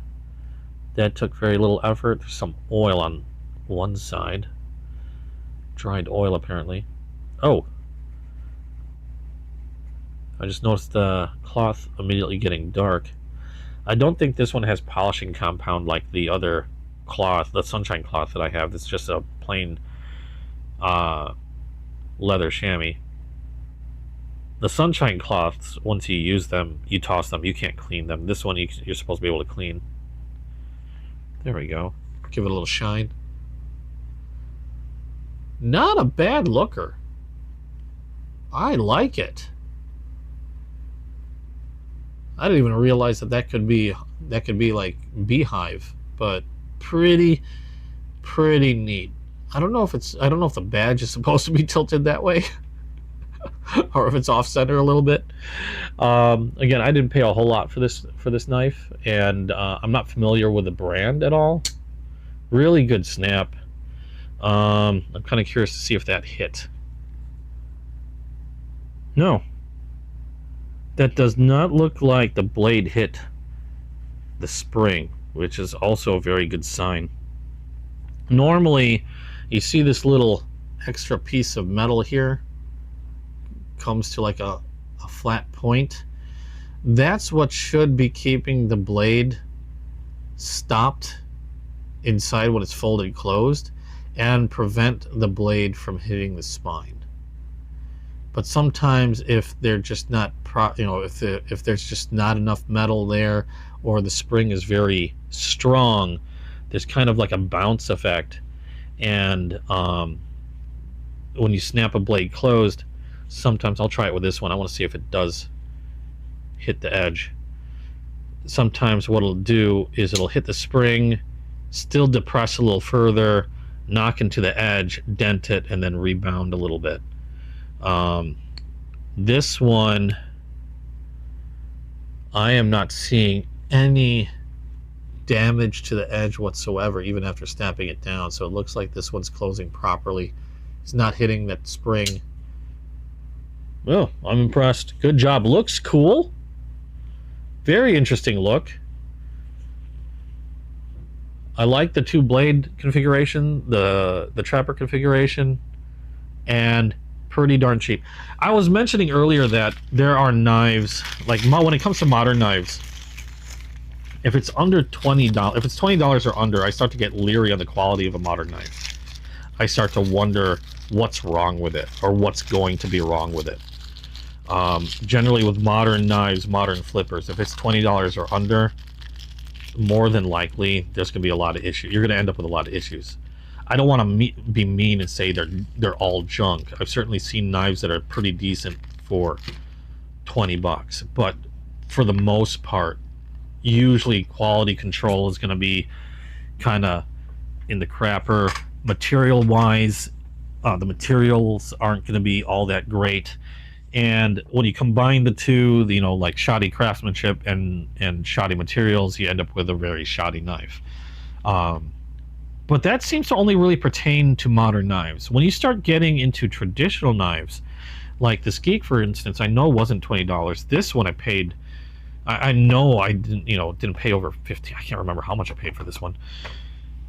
Traditional knives seem to be the only knives that, especially with a Rough Rider, you can get a really good quality traditional knife and not spend over $15, $15 to $20. And those are the only ones that I can confidently buy for less than $20 and be sure that I'm going to get at least a decent knife. And I wish I could, but I can't say the same with modern knives. But this is the one that I bought from Chasing Blades. This one was a giveaway. I can't remember what the giveaway. Oh, a cinnamon bone stag. That was the giveaway? I know I didn't buy this. With a carbon steel blade. Ooh, what did I get? I'm always excited to see Rough Rider, especially a bone stag.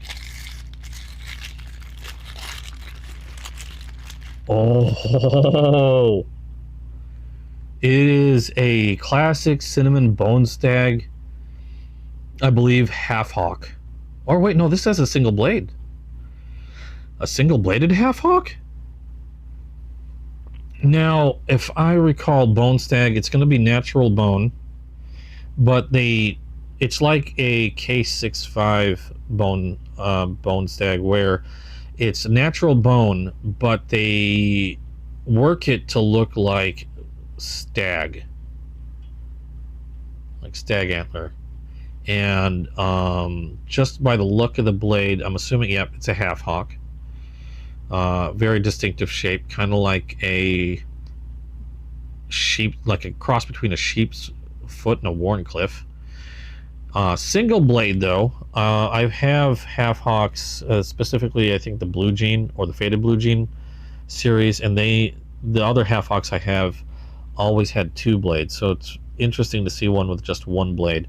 That's pretty nice. A lot of oil left on that blade. Let's wipe that off. Always the surprise. Yeah, well, this was a giveaway. I couldn't remember what I got. I just remember entering the giveaway. He's like, you won. I'm like, awesome. I don't know what I got. I don't know what you were running.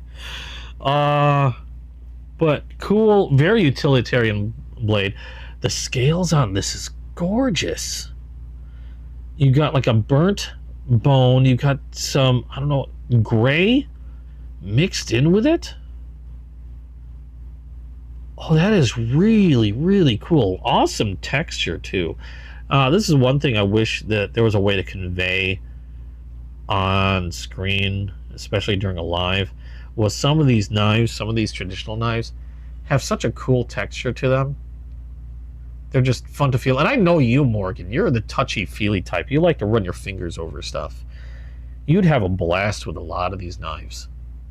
This isn't like your smooth, like, you know, Faded Blue Jean one or anything. This has actual texture to it.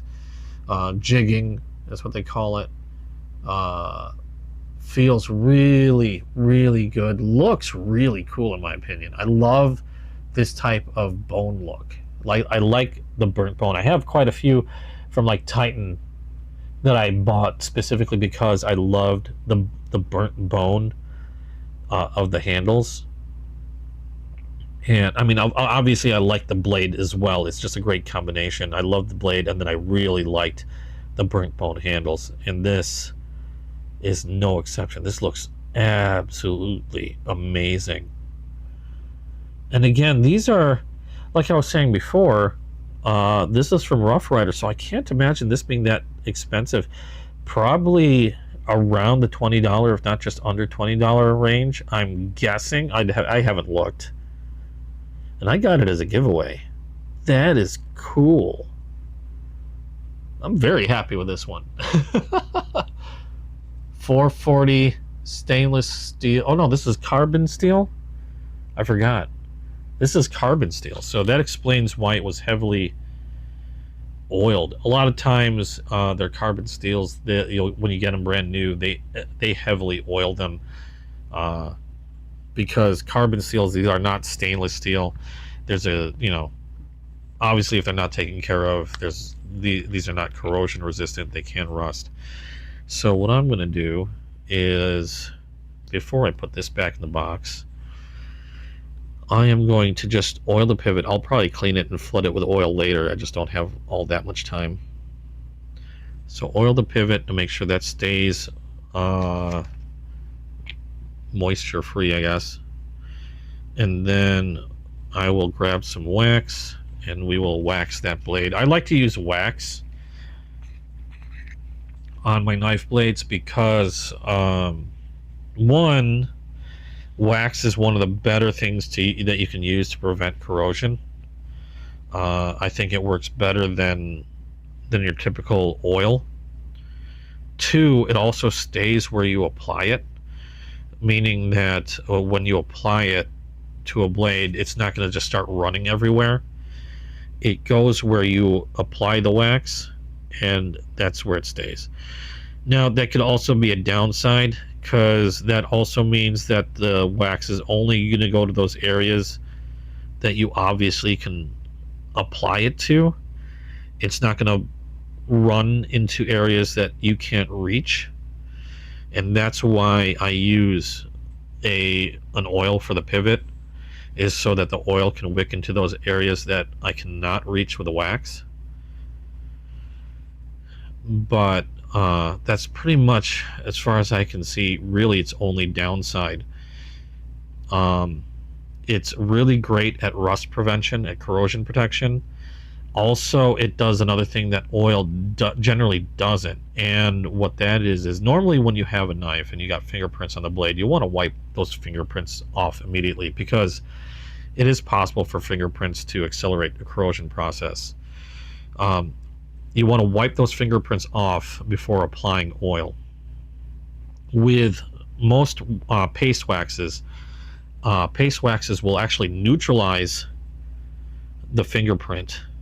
So even if you forget to wipe the fingerprints off the blade, if you're applying paste wax, it'll be perfectly fine, because the wax will neutralize the oils on that fingerprint. And that's something that blade oil, knife oil generally won't do. So they have both their pros and cons.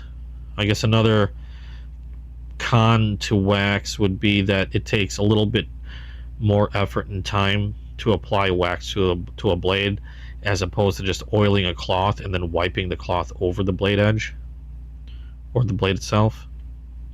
So applying wax can be a little bit more time consuming, but like I said, I prefer it for corrosion protection. Especially since I can't possibly use every knife I have in my collection on a daily basis. So a lot of times, a good deal of my collection will be sitting in cases or boxes for a good long period of time. Now, for the most part, those will generally protect knives from corrosion as well, since they're protected from the elements, but you never know. I always like to keep everything waxed and oiled in my collection to be on the safe side.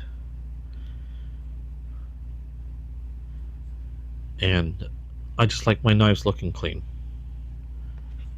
So that one's pretty well waxed. Already oiled the pivot. I'll probably go back at some point and run oil through the well and brush that out, maybe during my stream. I don't know. We'll see. I've got a few other things that I'd like to do during the stream, so we'll see if I can get back to this one. I know the geek knife is another one I wanted to clean out, so there's that as well. Awesome giveaway from Chasing Blades. Thank you guys so much if you happen to see this. That is so cool. All right, so that's that from Chasing Blades. I have one more from Chasing Blades that I'm going to open, and then we can chat, futz around, whatever. That's why you like the Remington that you got. Which Remington was that? I can't remember. If you can remind me. Did I forget to put something into a paper? It might have been this. I like to keep them in their paper too, if possible. A lot of times I'll lose the paper though.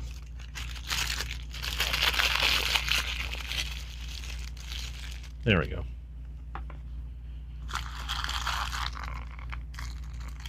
Okay, that's in there. Put that off the side. I've got one more from Chasing Blades, and it's in a big box. I know it's only one knife, but oh, they tossed in a little extra. Oh, the Army of Orange handle. Okay, that's cool. Yeah, I know that's why you like you like fingering things. I know how you are. Oh, that's so awesome. I bought a couple of these from Chasing Blades before, but they were so kind to just toss me another one because, well, they wrote a note on it. Hold on. I think you'll need this. So they gave me another leather knife slip. This is the same slip that I use when I carry the knife my girlfriend got for me. Hold on, is there another note in here? It's from somebody else. You are awesome. Thank you so much, Chasing Blades. You guys rock. Seriously, there's some of the nicest guys. Okay, so I got another knife slip. This is the same one I use. In fact, it's this exact same type that I use for the knife my girlfriend gave me. This is what it looks like out of the plastic bag. And then these work Like I said, there's no pocket clip or anything like that. They're called knife slips. You put your knife in there. Generally, you want to make sure that you have a knife that it's going to be a knife that you're going to want to use for that particular slip, because once you put a knife in there, the leather kind of conforms to it, and then it just sort of likes that knife alone, and you might have trouble using this with another knife. But yeah, I just slip my knife in this leather slip, and then I can throw this in my pocket, and what this does is just supposed to protect the knife from anything else you might have in your pocket. Like, you know, if you've got your keys in the same pocket that you toss this in, coins, pens, whatever, it just keeps everything from banging together, and then you end up with like a super mucked up knife at the end of the day because your keys were in there scratching everything up. Yeah, I like to carry my girlfriend's knife in this, and then I just toss this in a pocket, and there you go. But yeah, I got another one from him. That's cool. In fact, I bought another one prior to getting this, and it was a black one with red stitching. Otherwise, the same leather. This one's just black with red stitching. And I just haven't figured out which knife I want to use for this one yet, so that's why it's perfectly flat and unused. Where this one, as you can see, it's kind of conformed to this knife already. You can see where it's shaped a little for this one. Now, I wouldn't recommend storing knives in leather. Leather's been known to attract moisture, and depending on the type of knife. Now, this might not be such a problem because it is a folding knife, but if you have a fixed blade where the leather is always in contact with the steel, and since leather tends to absorb moisture pretty quickly, it is possible. Now, I've heard from some leather makers say that it generally won't happen, but it is possible it could contribute to blade corrosion. I haven't had it happen to me yet. In fact, I had a knife that I kept with me in a leather sheath for the longest time that is still perfectly shiny, has never rusted on me, and I've had it for, I think I've shown it before. It's literally the oldest knife I own. So take that for what you will. I will generally not store my knife in leather, even though, like I said, it's never happened to me. But just a thing you might want to think about. I just use these leather slips when I know I'm going to be carrying my knife around. Okay, so the last box, or last package I opened was from Chasing Blades. We got that free knife slip from him. This is one I've been waiting for. This one is a knife with some history to it. And for whatever reason, this knife comes in a ginormous box. This one is a buck knife. There we go. This one is made by Buck. Now, the reason why I say that these knives have some history to them is because Buck knives, especially this particular model that I picked up, it's called the Buck 110. And the Buck 110 has some history to it. This knife has been in production for a very, very long time, and I got a specific model, the 110, for a reason. Now, traditionally, these would come with a leather holster, but I was told that the leather holsters were on like a back order. Like Buck themselves were running out of them. So instead of a leather holster, mine came with a nylon snap holster, as you can see here, with a belt loop. So depending on where you get it from and whether they have them in stock, yours can come with this, or it could come with the leather. I know a lot of people prefer the leather. I'm fine either way.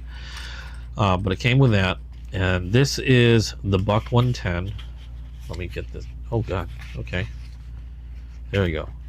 There it is. Buck 110 folder. This is a smooth version. There's no finger grooves or anything like that. It is a hefty knife.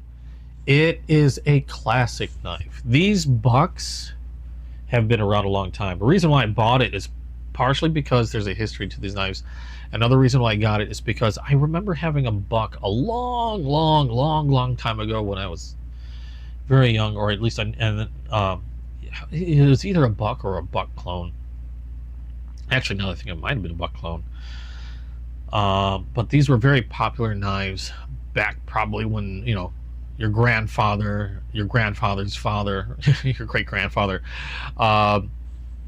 These have been around. I think Buck's been making knives since 1902, I believe. And these knives, the 110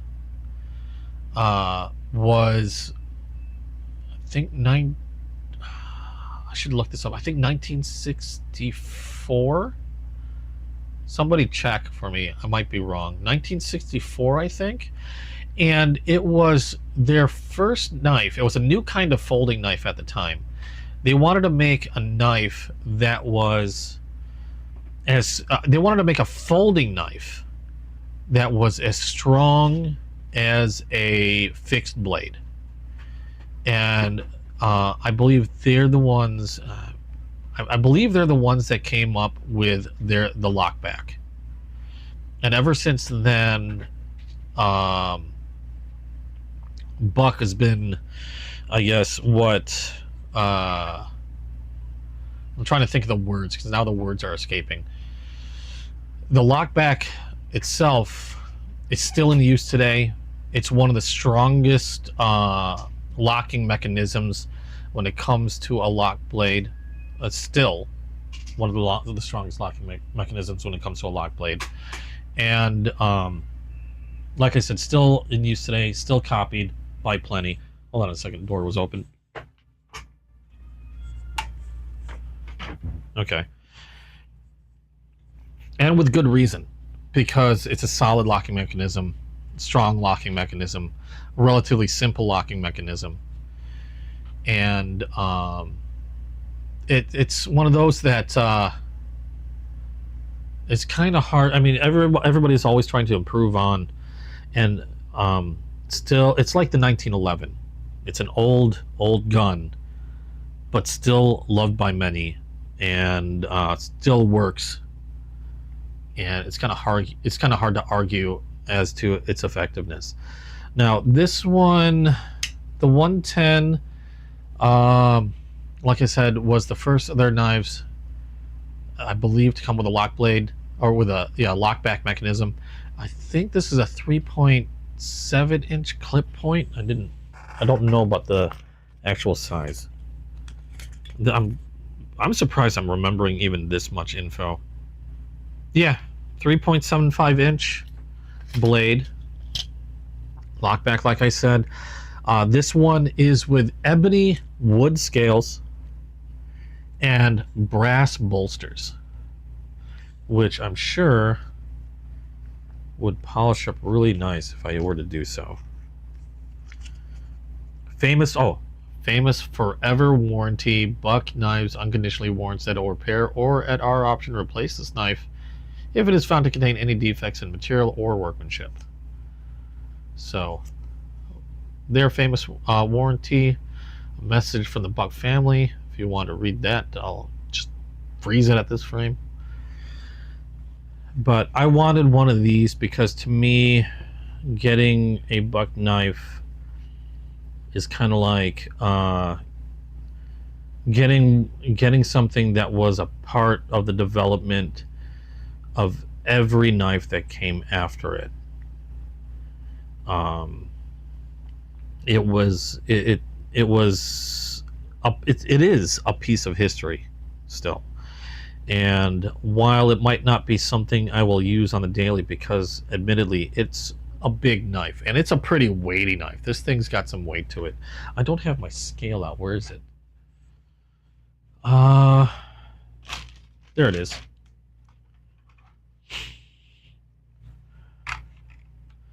Got my scale. And this one, let's make sure it's zeroed. That's 7.37 ounces. It's a hefty knife. But it's a classic. Like I said, it's like a piece of history. With all the knives that came after it that have borrowed design, or the locking mechanism, or improved on the locking mechanism, this kind of started a lot of that, from what I understand. So it's just one of the reasons why I wanted it so badly. I had not, I'll be honest, I can't remember if it was Buck. It very well could have been a clone, a copy, but I do remember using that knife a lot, along with that fixed blade that I've had forever. But obviously I don't have that knife any longer, which is why I can't confirm anything about it. That one's been lost to the ravages of time. No idea where it went, what I did with it. And I saw Chasing Blades had these, and I just felt I needed to pick one up again, add it to my collection, get back that little piece of history. And here it is. Absolutely gorgeous. There's not a whole lot really I can tell you about this knife. I know it's not a modern knife, and it doesn't have anything super fancy, but like I said, it is a piece of history. To that itself is why it's important to me. The ebony scales, now this is real ebony scales, look absolutely beautiful. And because the natural ebony, you're not going to see one that looks exactly the same. There might be some slight differences. Like I see there's a little brown streaking going on this one. This one's almost completely black, so there might be some differences knife to knife, just natural occurrences on the scales. The brass is absolutely beautiful. Shines up nice. I know you can get this with silver bolsters as well. I just opted for the brass because I think this was the more classic look to me, although the silver does look really good. Now the steel on this 110, and they call it the 110 smooth because you have, like in this case, there's no finger grooves.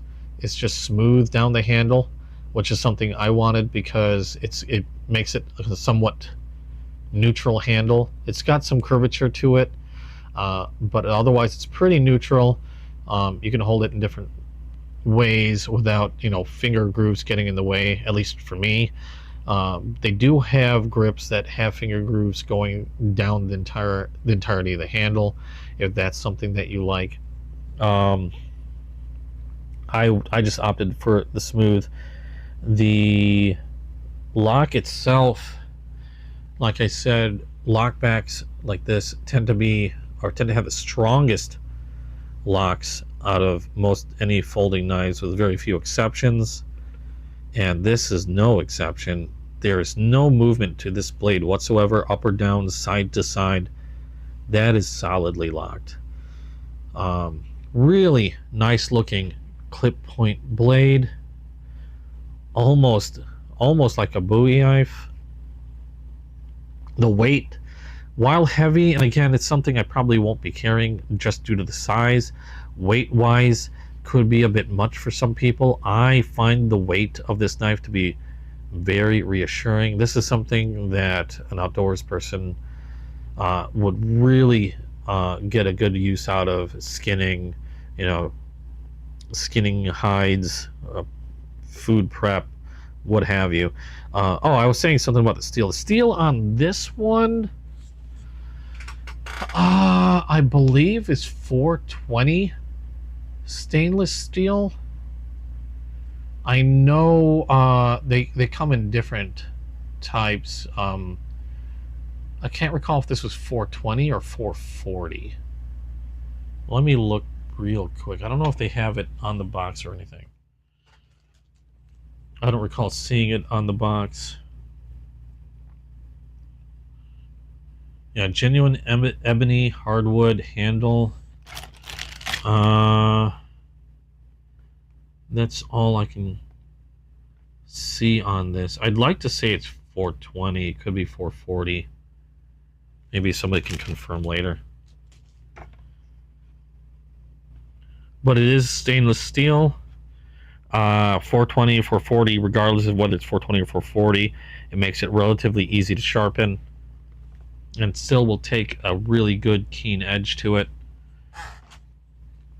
And thankfully, being a stainless steel, it is corrosion resistant, so that's always a plus. This is an outdoorsman's knife, and while I probably wouldn't maybe go batoning with this knife, I mean, it's still very capable of doing some pretty heavy work. I think it's more useful for like preparing games, skinning, things like that, though, from what I understood. I mean, a knife's a knife, though. Anything you need a knife for, I'm pretty sure this can handle it without issue. I keep polishing it because I keep wanting to. It's just such a nice, very pretty knife. I love the bolsters. I love that brass bolsters and liners. Looks absolutely gorgeous. Let's see how sharp this guy is. It's kind of neat to have. Like I said, it's kind of like a piece of history. They've been making knives for such a long time. Many knives nowadays can trace their roots probably back to these knives. Whoa, that's like butter.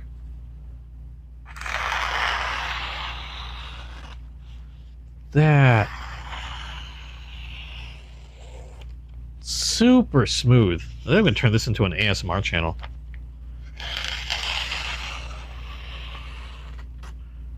I've heard somebody say that they really liked it when I was cutting through magazine paper. Something about the sound of the magazine paper. I think I can get what they're coming from. That is sharp. Immediate bite into the paper. And all the way to the tip.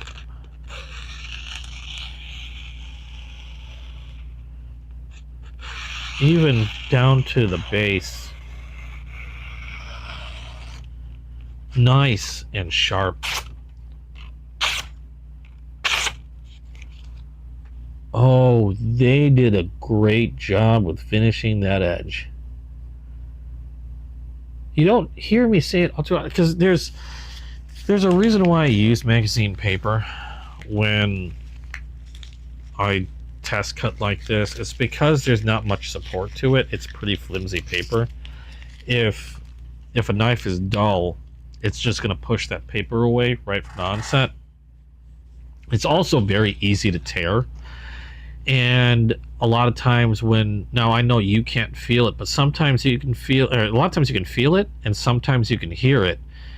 A very sharp knife cuts smoothly, and there's a particular sound that you hear. It's, just a very smooth sounding and smooth feeling cut. If a knife has any dull spots, it will be a lot louder. You'll feel the blade catch at certain points and tear instead of cut, and because of that, you'll also hear it more often. If the blade has any dull spots, you'll hear it rip. That one ripped because where I cut it, and it's still, the funny thing is, it's still sliced into that little bit. This one is sharp all along the edge. I don't hear the blade itself ripping a whole lot at all, if any. I want to keep cutting into the paper. There isn't too many blades that, okay, finally now I'm tearing. Okay, that one's still cutting. I was gonna say, usually I'll get to the point when I'm cutting these pages of magazine paper where I'll do a few good cuts, and then eventually it'll just start tearing, and that's because it's lost a lot of the paper itself has lost a lot of its integrity. It's just super easy to just tear, and this one is still going up until, like, I very rarely get this far. That is one sharp blade. The only other blade that this reminds me of to be quite honest. There's only like 3 other blades that reminds me of. One was the QSP. QSP Dolphin was unbelievably sharp. Mirror blade, unbelievably sharp. The other knife that was, it still scares me how sharp that blade was that cold steel folding kukri. The I forgot what they called it. The Raja, I think it was called. That is an unbelievably sharp blade. It has a superbly sharp edge to it, which is crazy because it's such a big, kind of like almost unwieldy knife. And you wouldn't think about it, but that thing is probably one of the sharpest knives I have in my collection, and this is pretty damn close to it. To give you an idea of that Raja from Cold Steel that I have, I barely had to move the knife. Like if I just let the weight of the knife go down the magazine paper, that Raja would cut clean through, just by letting it go down on top of the paper. This is pretty close to it from feel. I kind of want to see if I can do it. We're gonna grab one more piece of paper. I'm making a mess already, so I don't want to keep doing this. I'm just gonna hold this. I'm just gonna drop it down, weight alone. Now I might have to start the cut, so I'm gonna have the paper at an angle. No, see, this one bent the paper. It's sharp, but it still won't do that. The cold steel, however, did. I'm gonna try it at an angle this way and see what happens. Now I'm just gonna let the weight. Close enough. Still catches a little bit. But otherwise, if I hold it, that's really slicey.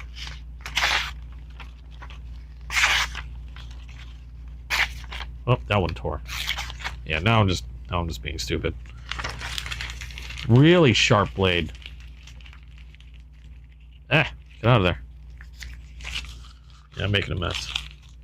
I'm really impressed.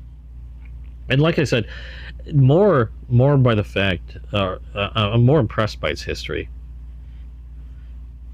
Again, a simple knife, a traditional knife, a strong knife, a very sharp one, and absolutely gorgeous in my opinion.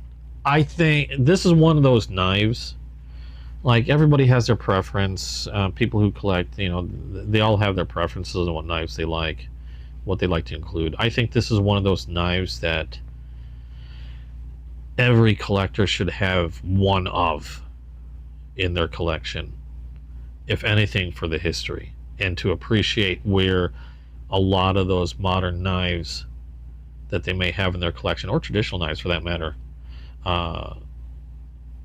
to appreciate the fact of where they kind of originated from. And I think this is one of those knives that definitely deserves a place in anybody's collection, and one of the reasons why I felt I had to go pick one up. Absolutely gorgeous, beautiful, hefty. I have no hesitation, no reservations about using this in an emergency if I ever really needed to. The only reason why, again, I probably won't carry it is just simply because of the size. I live in a state where blade size or blade length is restricted.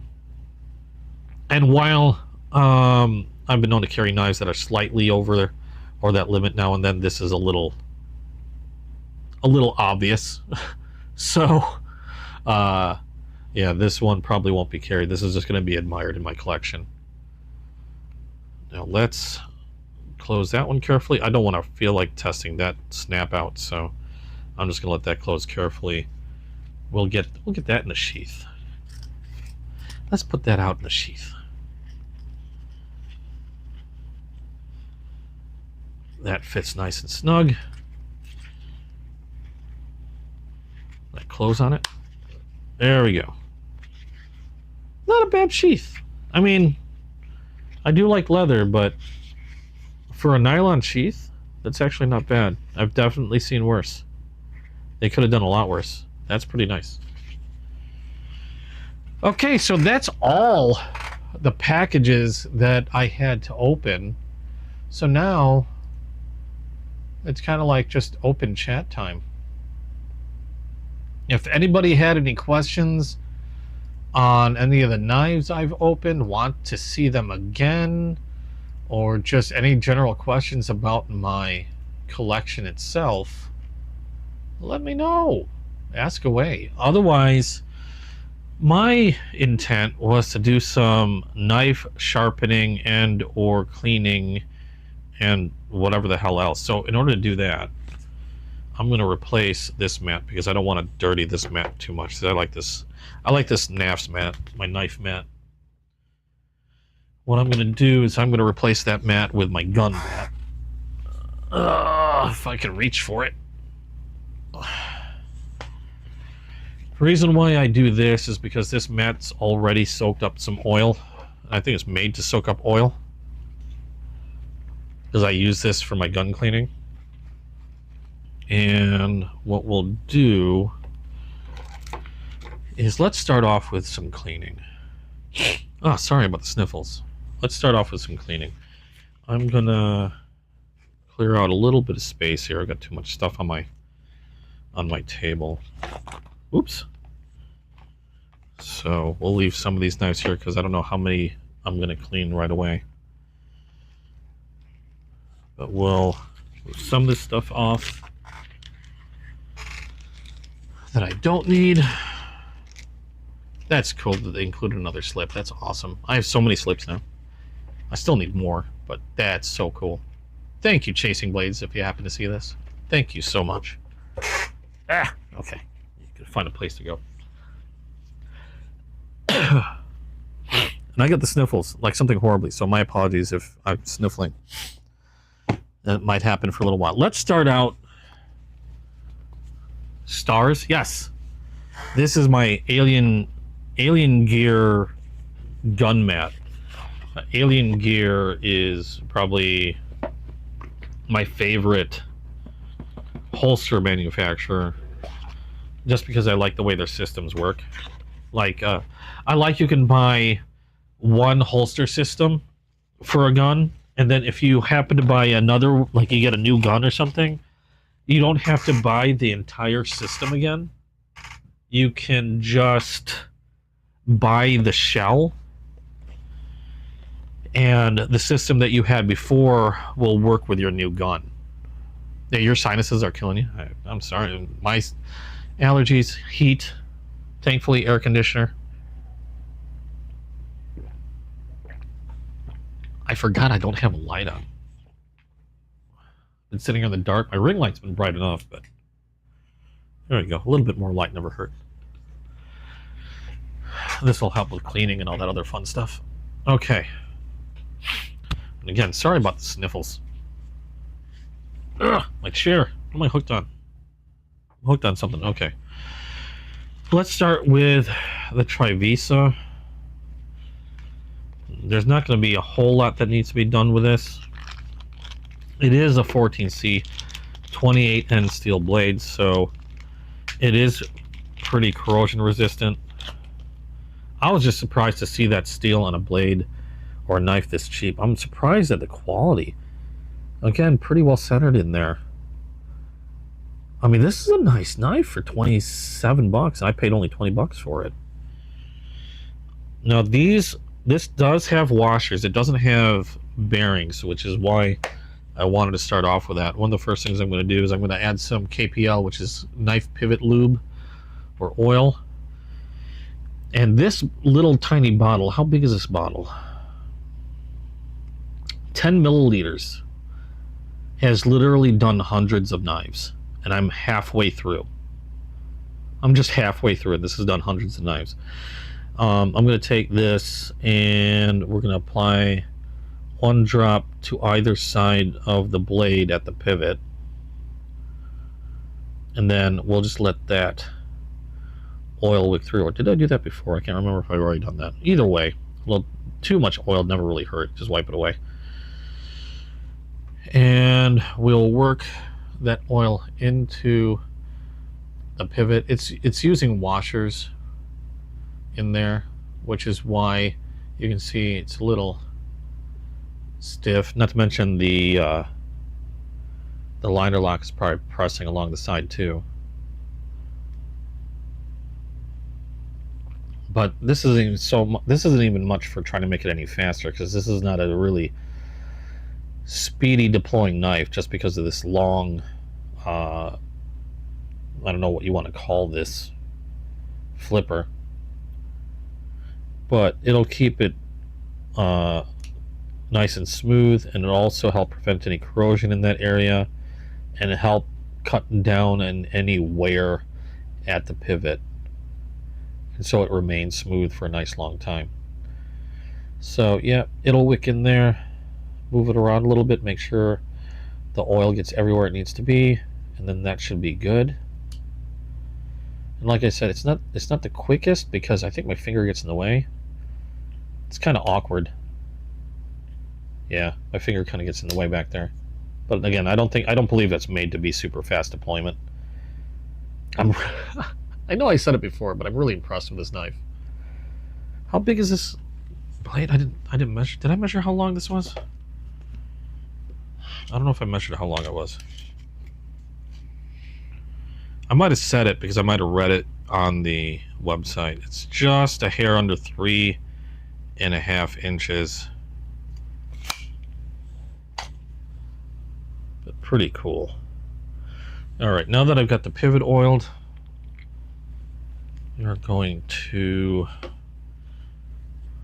carefully wax the blade. I remember this one being pretty sharp as well. I already have a cloth kind of full of wax, so I'm just going to use this. So eventually I'll end up tossing this cloth out. And we'll just put a light coating of wax on the steel, and quite possibly on the bolster. Doesn't have to be a whole lot. I like to be able to just barely see the wax when I put it on. I'll make sure I get it all over, even on the spine. Like, it doesn't have to be caked. I just like it to be visible enough to know that I've waxed the blade. And usually it just leaves a hazy appearance to the blade. A mirrored polish won't look mirrored anymore with a wax, but it's easy enough to just polish or buff the wax out if you're showing your knife off to some friends or buddies. To me, it's worth the trouble of not having to deal with any rust spots, or, you know, it's kind of like a peace of mind thing. Not having to worry if something might rust sitting in a case somewhere, or sitting on a shelf. I have knives that are sitting in a stand. In fact, it's the stand that you got me, Morgan. I have knives that are sitting on that stand, and those, because they're just open and, you know, sitting on a stand where dust can collect if I don't keep an eye on them and keep them dusted every once in a while. Because they're sitting out in the open, those I wax heavily. And I mean, from a distance, it's a little hard to tell on some of those blades, because some of the knives I have on that stand are Damascus.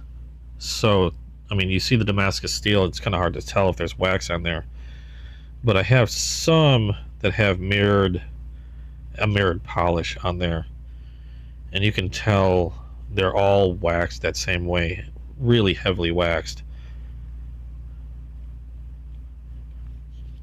Because I've even had stainless steel rust on me. I'll wax every knife I own, just to be on the safe side. Even liners. I'll even do the liners in the back and the front. The bolsters. I don't bother with the pocket clips at all. Sorry, I just realized I might not be on camera while I'm doing this. There we go. And that's pretty much it. And wax is good also for a lot of other parts of the knife that you probably wouldn't oil, because it's not super slippery. So, like, even to protect wood, or some people like their micarta handles to look relatively new. And if you like your micarta handles to look relatively new, a little paste wax like this Wicked Wax that I'm using will keep your handles looking that way. And they're good for helping protect wood, which is why I'm doing the handles now. The pocket clips can be kind of a pain in the butt to do or deal with because they're in the way, but I just work around them. I'm not that particular because it's not like the wood's going to rust or anything like that. It just helps the wood to look nice and clean. So this one should be done. Hey, Torment, how you doing? I'm just finished up opening a bunch of knives. Now I'm just going through cleaning some, might sharpen a few. I know I've got a knife that I just got in that could use a little bit of blade work because the way it hits the liner inside, it mars the edge a bit and dulled the spots. So that'll be something I'm going to deal with. You know, I'm just going to put this in the bag here. I'm not going to put it back in the plastic. Then we will put that there. We'll put this back in the box for now until I find a spot in my collection for it. Keep the cloth with it. Wait a second. That was weird. And there you go. The Trivisa's done. That I'll be able to add to my collection. And oh wait, I did oil the butt, but I never did wax the blade, did I? I like the blade really needed waxing. Did I wax the blade to this? No, I didn't. I oiled the pivot, but never waxed the blade. I didn't clean it either. Let's do this one, since I just opened it up. Now, I know I added pivot oil. I'm pretty sure I did. It's gonna bug me now. I'm pretty sure I added pivot oil to this. I might not have. Now I can't remember if I did or not. But we're gonna do something different with this anyway. You just missed a bunch of knives being opened. You'll probably see them again as I go through and clean them. I've got these really small detail swabs that I like to use to clean the wells on these knives. This is one of the knives that I unboxed. It's a buck 110. It's basically a piece of history. It's a knife that has been in production for a very long time. Older than, probably grandpa's now. And grandma's. So I'm going to apply, this is camellia oil? Camellia oil? I don't know. I'm applying several drops in here, and I'm allowing it to run down the inside of this well, the knife well. And the reason why I'm doing that is to basically get rid of any manufacturing debris, dirt, grime, whatever that might be in that well, even, left in there even after manufacturing. And I had another cloth to catch excess oil, and I don't know what I did with it. I had it here a moment ago. Where did I throw you? I know I tossed you down somewhere. So I was expecting to use that cloth. Now I can't remember what I did with it. Like I had planned on using that cloth for this purpose alone. My coffee's cold. I'm gonna have to get more soon. Okay, that's gonna bug me. Because I was just staring at that cloth not too long ago and I don't know where it went.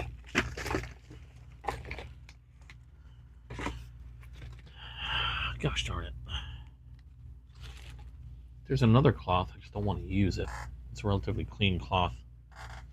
Okay, hold on a second. Let me see if I can find this real quick.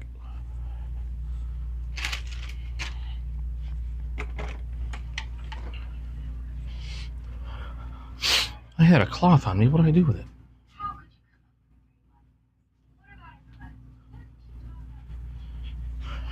Thought I might have taken it into the kitchen with me when I went to go grab coffee earlier, and I guess not. Okay, guess I'm gonna have to use that other cloth after all. All right. I'll just use this to catch a lot of the excess oil. And this one. There you go. So it doesn't go dripping everywhere, even though I'm using my gun mat. These are all relatively cheap. So, there we go. So I ran some oil down into the well. Probably put a little bit more. And I'll essentially just flood this well. And what do I do with those swabs? There we are. What did I lose this time? No, it's just an old cloth that I don't know what I did with it. This is just an oil filled, like an old oil filled cloth. And what do you mean? Hold on. It prevented an attack? What?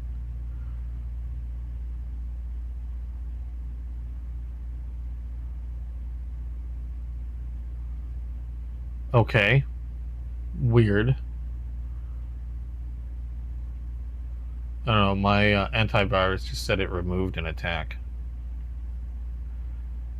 Okay. Not sure what that was, but whatever. Thankfully, I've got a decent antivirus. I'm just hoping it's doing what it's supposed to. All right. So we filled that with the oil. It's going to start leaking out the back because that spring isn't exactly like a watertight area. And then I'm going to take the swab, and all I'm doing now is I'm going to brush away any debris that might be in there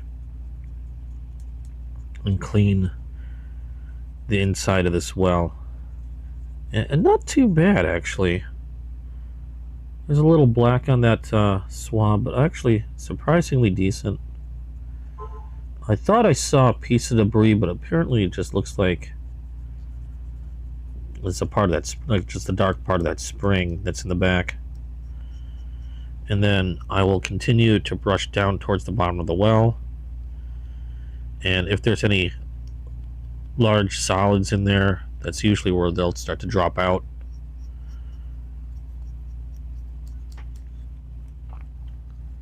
And you can see, actually it's a lot easier to see on the camera, how nice and shiny the inside is. No dark bits that I can tell.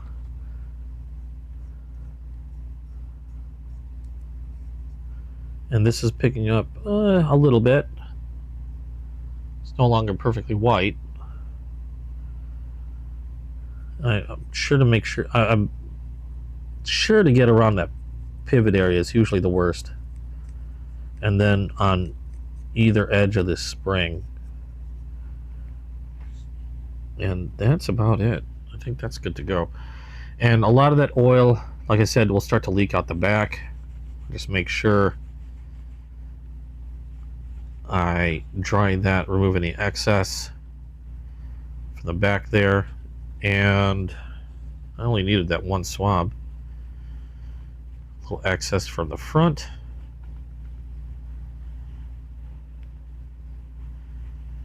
And because I used oil to clean that well, it's going to get into that pivot area also.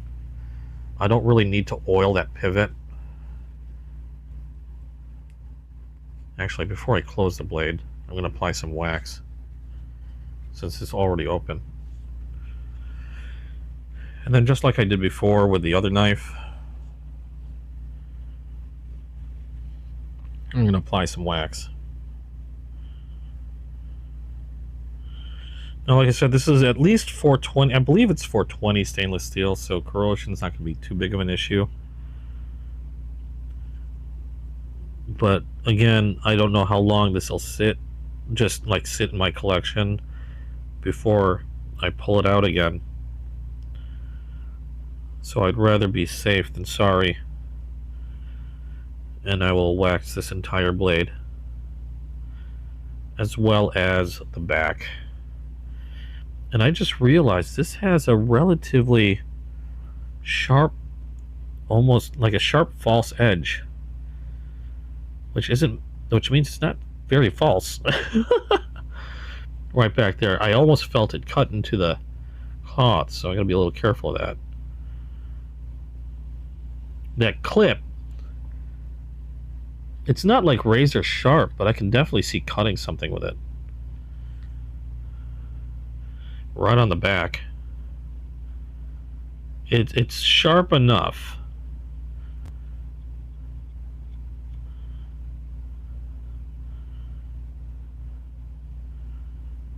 Okay.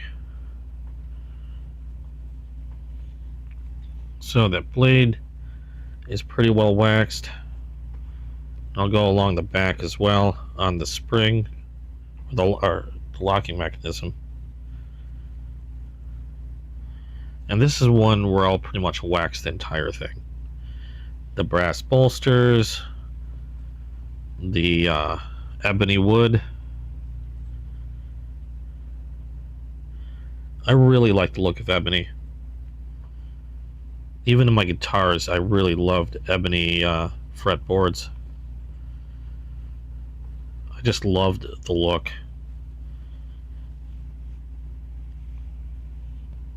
So I'm just going to wax this entire thing from top to bottom.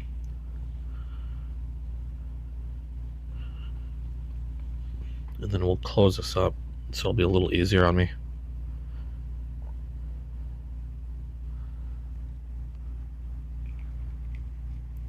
Yeah, I don't know what I did with that cloth. I could have sworn I had it ready for this.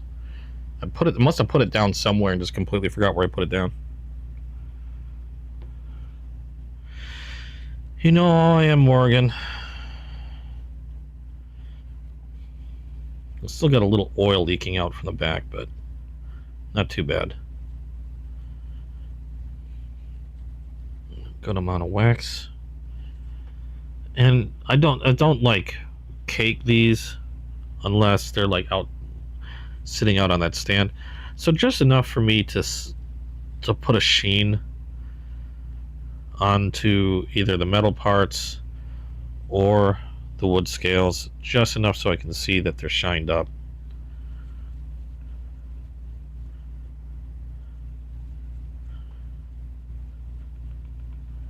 There we go. And just about it. Done. And then this can go back in the sheath. As soon as there it is. So back in the sheath it goes.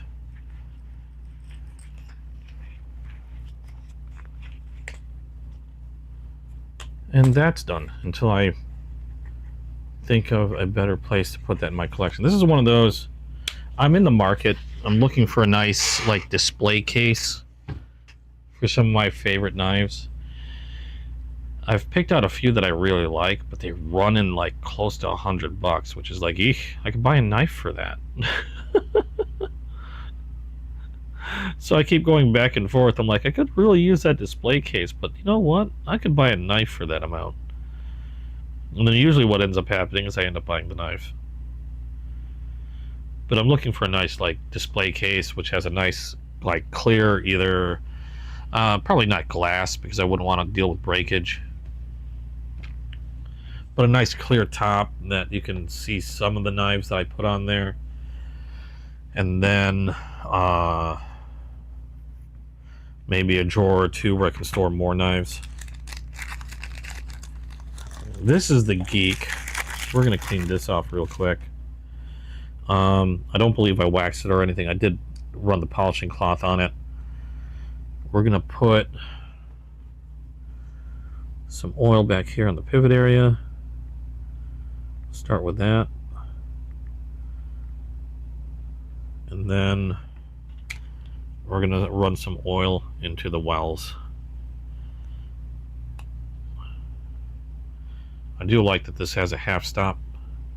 I don't like opening both blades fully at the same time, because trying to manipulate one blade when you got two in the way can get kind of hairy. I've cut myself enough times that there are no longer things that I will do. You learn. And that's opening both blades at the same time, you know, to the fullest extent. Okay, I got oil in the well, and now we are just going to start brushing again. Now this one did have quite a bit in there, if I remember correctly. I can see a lot of that brushing away. There we go. Not as bad as I thought, but I did see some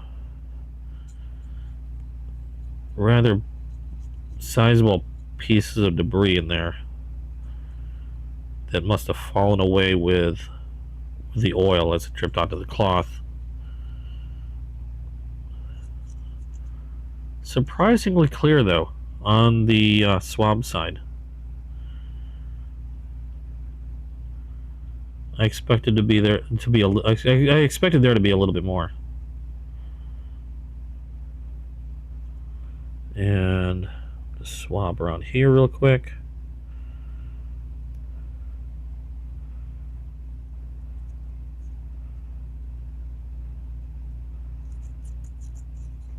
Yeah, this was a lot cleaner than I thought.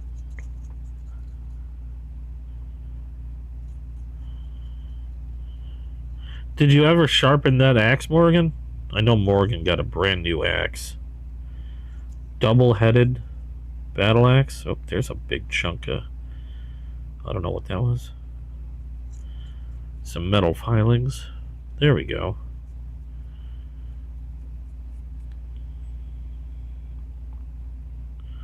You never know what you'll brush out of these unless you run some oil through. I always recommend any... I know a few others done the same. Anytime you get a new traditional knife, run that oil in that well, like flood it completely. Some people like to soak the entire knife in oil. I don't normally go that far. I'll usually just run oil through the well and then use one of these swabs. But definitely do that with every brand new knife you get, traditional knife that you get. Case tends to be the cleanest, and I still do it with case. And if anything, at the very least, it helps protect that inside well from any corrosion, because that's going to be a place where if anything's going to collect on the knife, that's a good place for it to collect. That, the pivot area, and it's always hard to see. So if it starts to corrode, you probably won't notice it until it gets pretty bad. Not that these will, but I just like to err on the safe side. I've had knives corrode on me before, and that's generally because of neglect. Like, I've put them in storage, I've left them there for years, haven't done anything with them. They sat there, they collected dust on a naked blade, like they weren't in anything even protective. And it's funny how much moisture dust will collect, because that's where you get the little spots of rust. It's usually because a piece of dust landed there, and then moisture started to collect around that particle of dust, and there you get a spot of rust. But even stainless steel will do that, so I try to clean everything I get, regardless of what kind of steel it is. Alright, so that oil will probably continue to seep through. I don't think I really need to wax the body or the bolsters on this one. I'll apply some to the blade, but otherwise this should be close to done. And then we'll work on that one knife with the with the edge that needs to be worked on. Like, yeah, plexiglass. There you go. Brat's gonna do it, but she's sick. Uh-oh. She's sick? You guys catch a bug or something? Because I know you haven't been feeling well. Now Brat's not feeling well.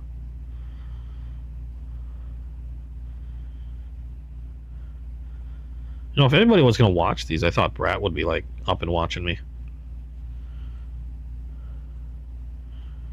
If anything, just to see what I do with these knives.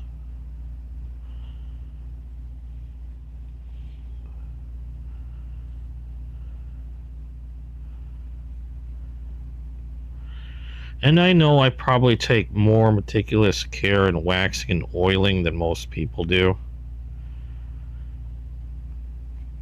But, I mean, I'm a collector. I like to make sure my stuff is safe. So, to me, taking these extra little precautions is just how I like to do things.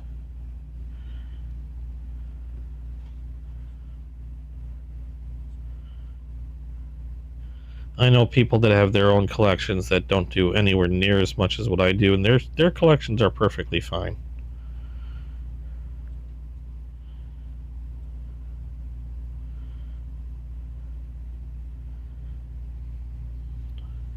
But I like to do things like this because another thing is, part of having this knife collection is I also like handling my knives now and then.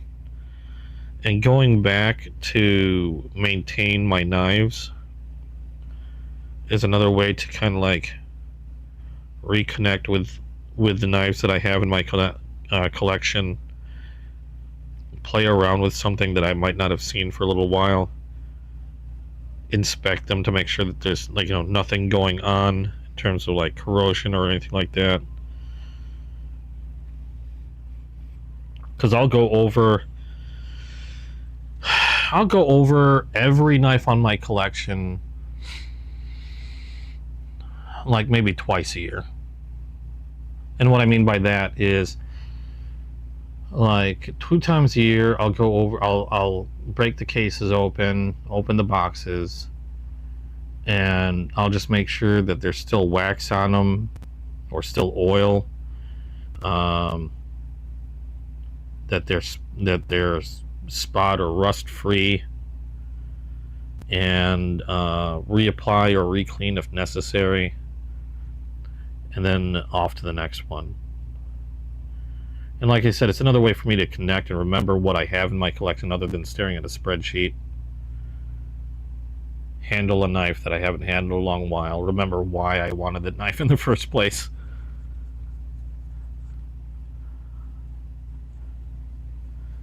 So that's another reason why I do this. And some of it is because I don't have enough proper displays. I don't even have room for proper displays, really. I mean, I've got that display that Morgan got me. That works really well. And it's great for a small amount of knife, for that small handful that I have up there. But I don't have anything that would display and house the other knives I have in my collection. I've got a lot.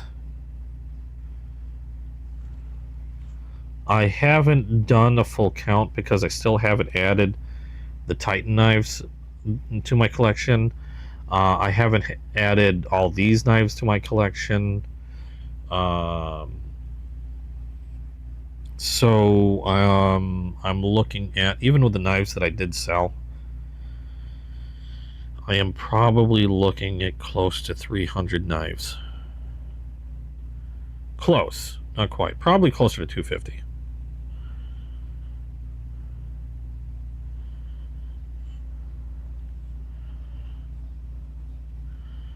Okay, I guess I'm waxing this anyway. So I noticed that it makes the acrylic look a little more clear. I can see that circuit board a little easier.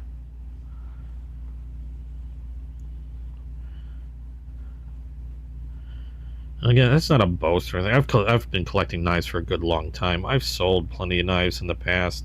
I've recently sold a bunch of knives, actually just last week. Because like I said, I want to concentrate on those. I want to concentrate on those knives that truly bring me joy. Not that those haven't brought me joy. I still love those knives that I sold, but I decided I want to concentrate on more specific ones, so my collection isn't super bloated.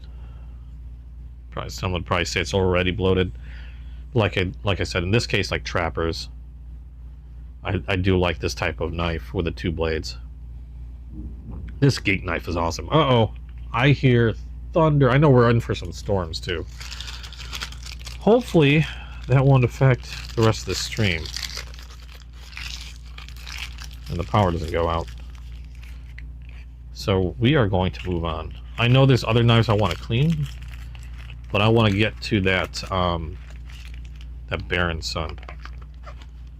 This is ready for the collection anyway. I might actually carry this one around. I work in IT, so this just fits the geek. So that one very well. If I can find a good slip for it, I should have another slip that should fit it. I will carry that sucker around with me. Ooh, fried chicken, rice, brown. That sounds delicious. Yeah, I need like a 7. Did you say 7-inch or 7 foot? No, I need like a, yeah, I need like a 7 foot tall. You know what I need? I need like one of those display cases that rotates that you'd see in like a department store. You would see those display cases in like jewelry stores, or I don't know, just a tall rotating glass display or plexiglass display. That's what I need. So that way they would rotate, and then I wouldn't have to go reaching in there to see all of that. They just all rotate for me. I can see the majority of my collection, or at least my favorite knives. Okay, so the next thing we're going to do is we are going to work on this one, because I don't know how much longer we have in case the power goes out. I do have my computer and my internet running on backup batteries, so hopefully I won't have to rely on that, but just in case. Now, we saw this before. This is again why I don't snap my blades shut anymore, at least not until I've tested the knives out and made sure that they won't do what's about to happen. But a lot of times, if you let a blade snap shut, you end, depending on how the blade's made, like in this case, the edge is striking what I believe to be this ridge. You can see a mark there, and if you let that blade snap shut, you can see an indent on the edge of this blade right there, and how it reflects the light. So now I have a dull spot and kind of a slight dent on the edge of that blade, which is kind of a shame, because this is a really decent knife and it's pretty sharp aside from that one spot, and that's where everything's going to catch. So I am going to start with, I'm going to bring out my work sharp. We'll do that. It's simple to use. I'm not going to use my big one. And we'll see if I can... Oh, I can hear the rain coming down. If I can work that that burr, or whatever you want to call it, that nick in the blade out. The other thing I'm going to need is some stropping compound, because I need to replace some of the compound that is on that work sharp. And there goes everything on my other table. I'm gonna have to redo this whole entire table. I have too much crap everywhere. Too much cloths, papers, whatever. Why is there a controller sitting there? I don't know if you just heard a bunch of stuff fall. But yeah, a bunch of stuff fell. I don't want to hear it. I probably should have had that stropping compound out earlier. I didn't think about it.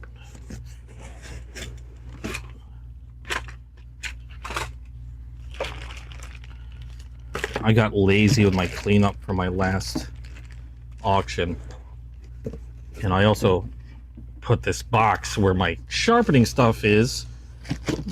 And now that I think about it, a kind of horrible spot. Because everything's in the way. Okay. Now where did I put that stropping compound? I might have taken it out of here. Come to think of it. Ugh.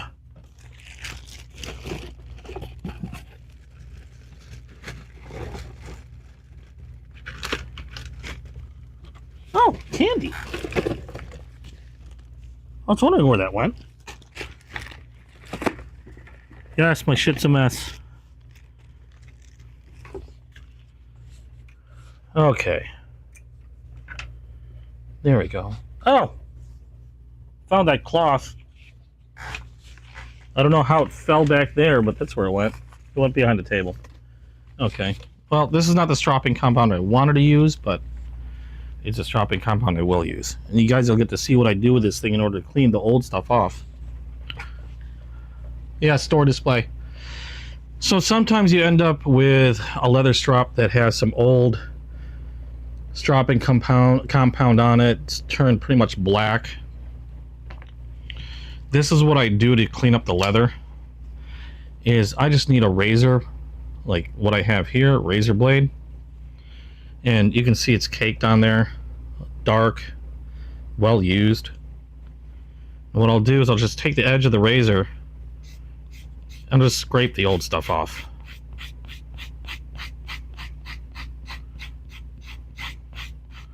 I'll start in one direction.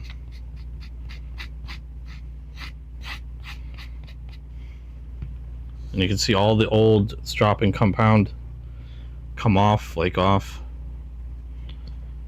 And then I'll go in the other direction.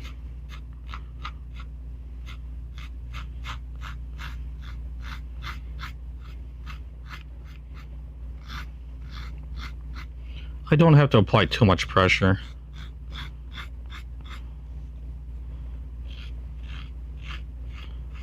And I just try to scrape as much of the old stuff off that I can.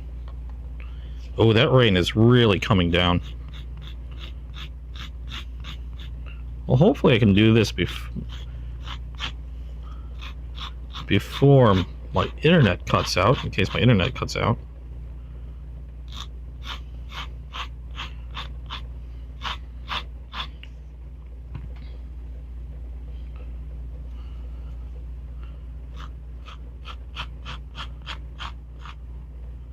I'm doing my best not to cut into the leather.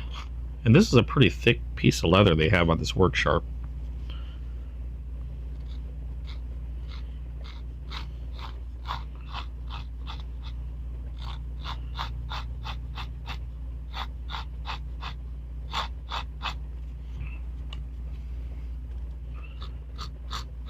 This is going to take a little bit of time. I got most of it off already. There's still a bit of old compound on there. That should be fine.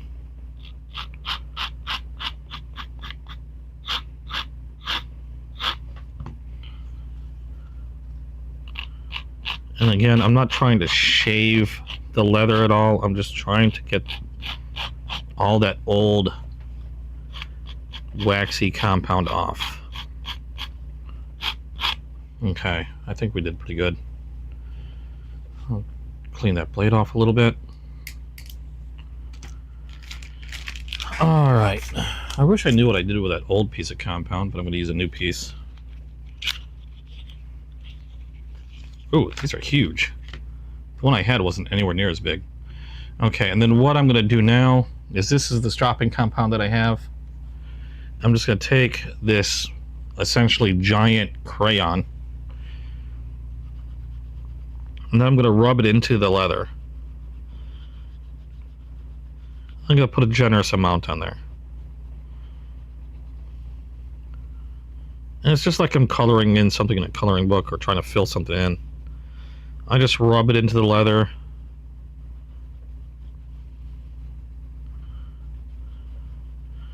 And I've been told you can't really have too much compound. Although sometimes the one thing I might run into is sometimes it doesn't work into the leather too well. And it's like bits of compound just sort of roll off. One thing I'll do is I have my blowtorch that I've been using for like my paracord, and I don't want to burn anything, but what I'll do is I'll quickly run it over the leather like really fast. Again, I'm not trying to burn it, just enough to melt the compound a little bit into the leather or warm it up, and then I'll continue working some of this compound in there.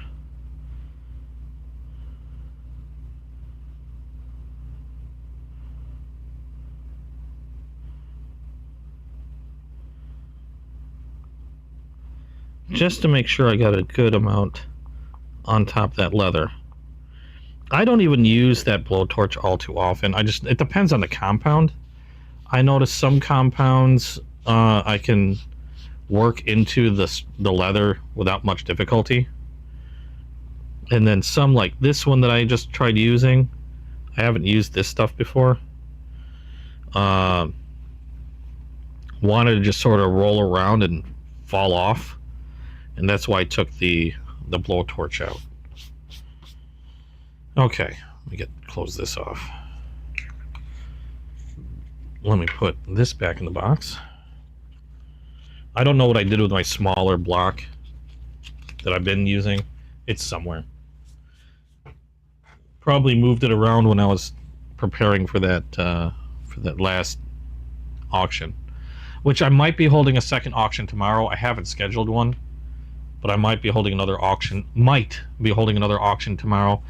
If I do, it's actually going to strictly be guitar stuff. I don't think I'm going to be doing any knife selling on that one because I've sold the majority. I still have a few knives that haven't sold, but literally only like 3 or 4 left that I haven't sold that I'm planning on selling.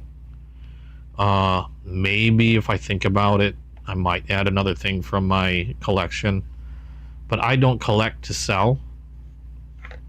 I collect because I enjoy collecting. I never collect anything with the intent to sell it. So anytime I do an auction and I'm selling something, I'm not a distributor. I'm not out trying to make money. Well, yeah, I'm out trying to recoup money, but I'm literally selling parts of my collection off. It's not like I have a warehouse or stock of knives that I'm trying to sell. Okay, now that I got the strap prepared, we're going to take another look at this. Now, from the looks of this, it's kind of hard to see, but that's a pretty sizable dent in that edge. If you can just see it right there. Ooh, my nail's a little dirty. There's a pretty sizable dent or chip there. I clean my nails all the time. What is this stuff?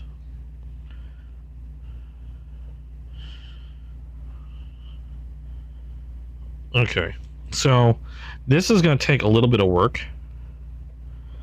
and I'm thinking I was going to try the ceramic rods, but now that I'm looking at it, I'm thinking I might have to try the plates. I have a coarse and a fine side. We might have to try the coarse side. Might have to reprofile. So maybe I will use the bigger one.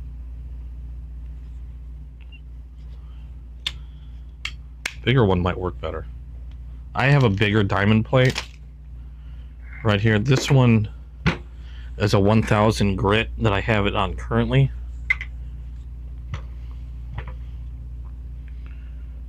Let me see.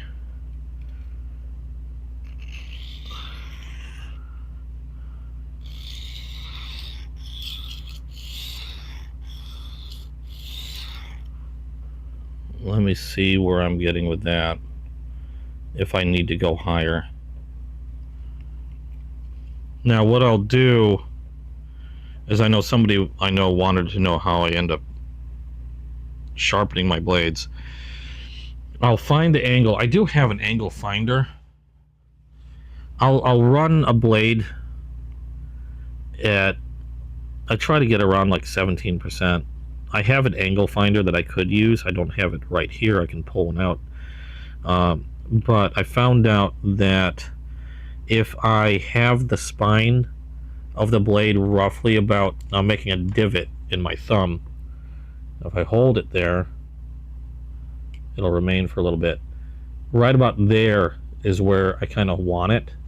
And if I keep the spine at that point, at that angle, then that's pretty much the angle I'm looking for. And by making that mark on my thumb, some people I've heard will use, they'll put like a marker and rub the marker on the back of the spine, and then when they press it in the finger, it'll transfer the marker to their thumb so they can easily see it.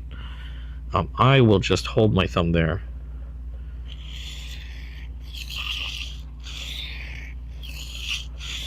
And then we're just going to go over.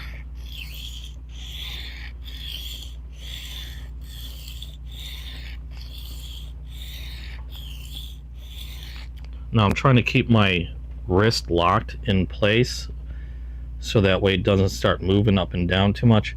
And already I can see I'm matching the bevel angle pretty well. So I think I'm good there at the level that I'm at, or the angle that I'm at. And I'll give this a little angle on the scratch marks.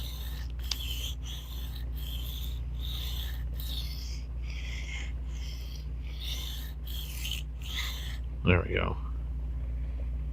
And I can see I'm matching that. Yeah, I'm matching the bevel that was originally on the blade pretty well. And then coming back, I do the same thing with my finger. I've sharpened enough to where I know where I want it. And then I'll take this, and then we'll go on the other side.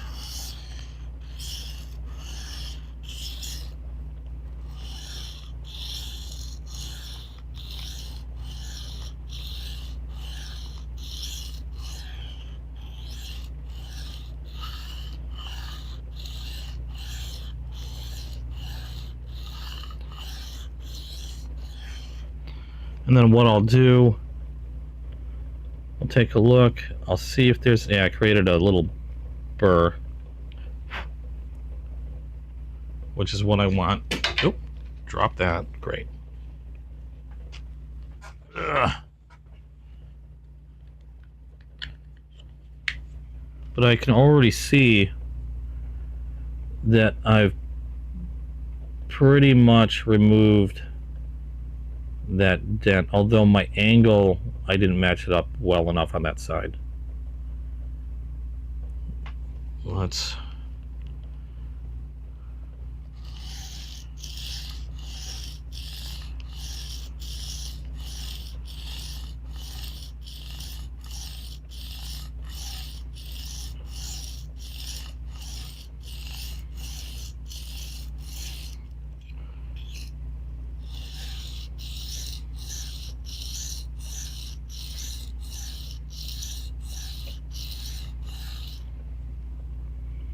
okay, that's better.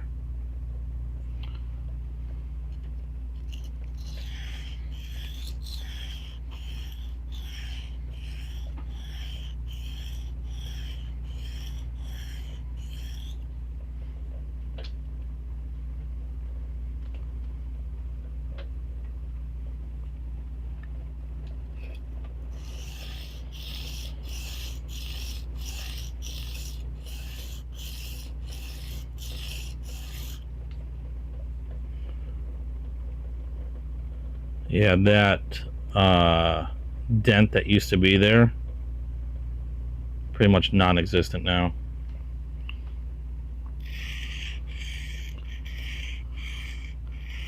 Now I'm just trying to work and match the tip.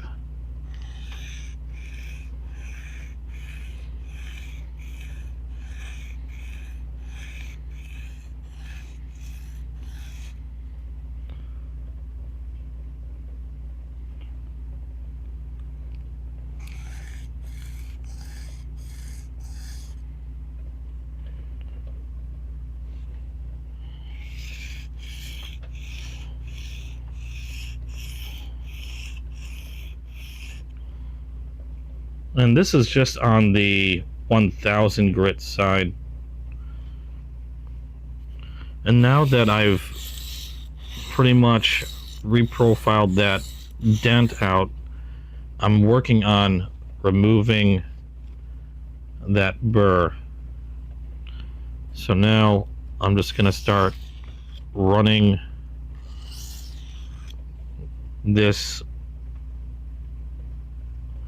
on each side once or twice, trying to remove that burr that I created.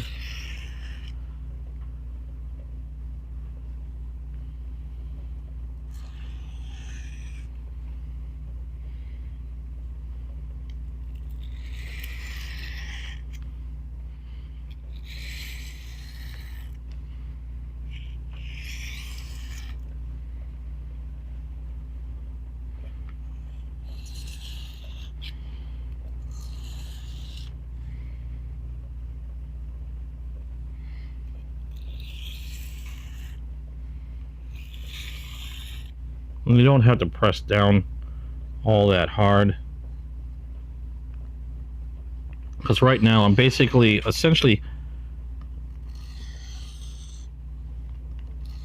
bending that burr back and forth until it kind of falls off.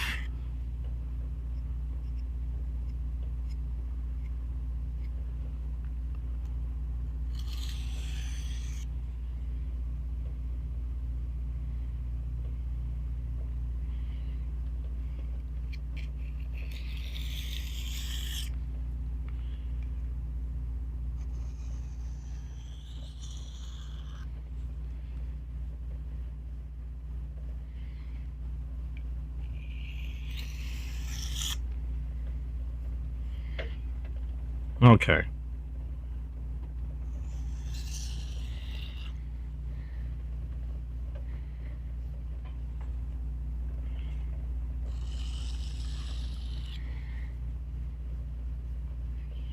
There we go. It's not the most perfect edge in terms of cleanliness or uniformness.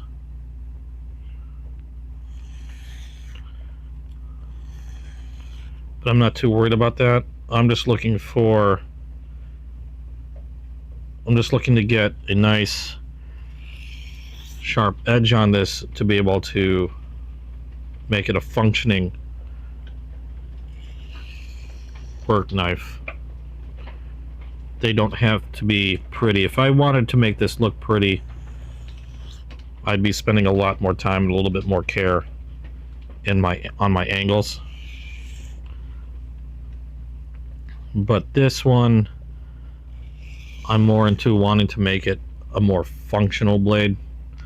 I mean, not that the other blades aren't functional, but more I'm not too worried what happens to this. This is going to be used for grunt work. It doesn't have to be pretty, but I do want it to be sharp.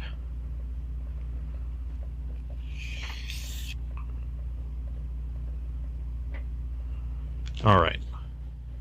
So now that dent that was in there previously, all gone. Now again, it's not the most uniform edge. Ostank, how you doing? Didn't see you there because I was so concentrating on reworking this knife. This knife, when it would snap shut, had a dent in it. It would keep hitting part of the spring, which would create basically a divot on the very edge, and I was trying to work that divot out, which I was successful in doing. This is not my cleanest work, but I did what I set out to do, which was remove that dent. And now I'm working on not slicing my finger.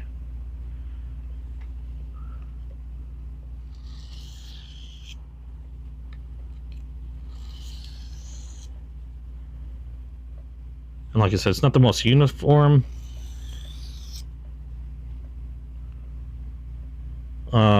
Not the most uniform edge. But I just want a working edge.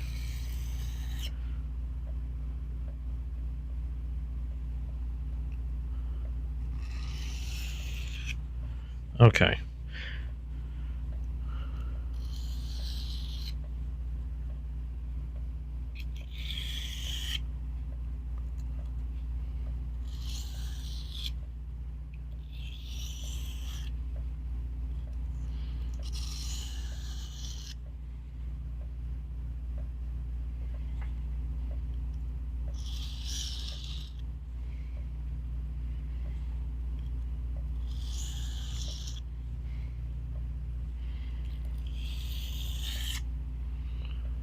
There we go.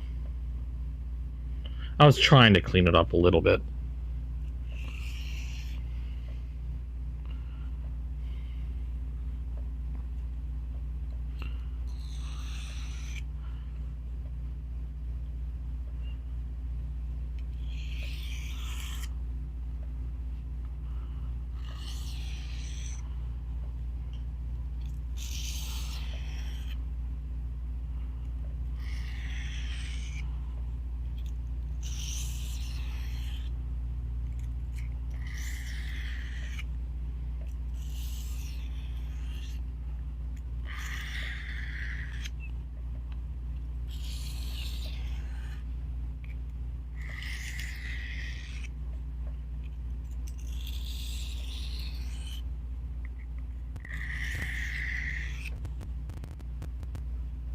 Okay. Now I started with a 1000 grit because I didn't think I needed to go to anything coarser. Now I'm going to use the ceramic on my work sharp because I don't have any other ceramic. And we are going to polish this down a little bit more. Gotta go cook? No problem, Morgan. Enjoy your dinner.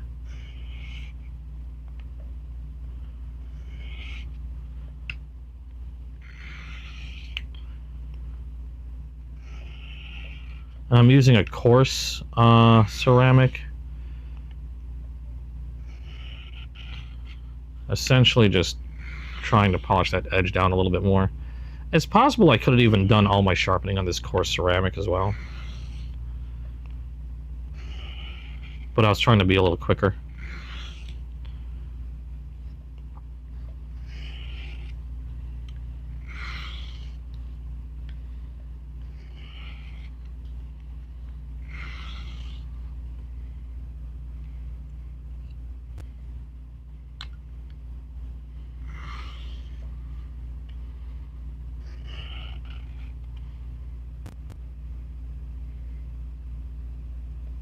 Okay, we'll go to the fine.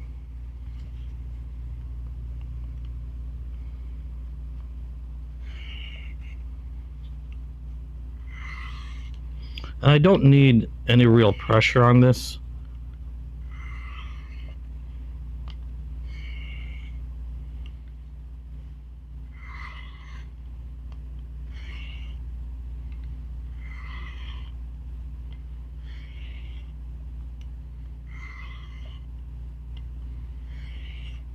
I really love this work sharpener.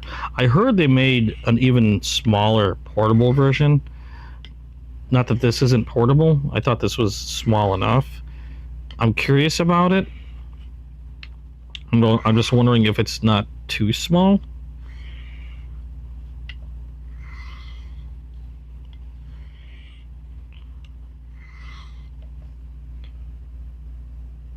Okay, and then we'll go with the strap.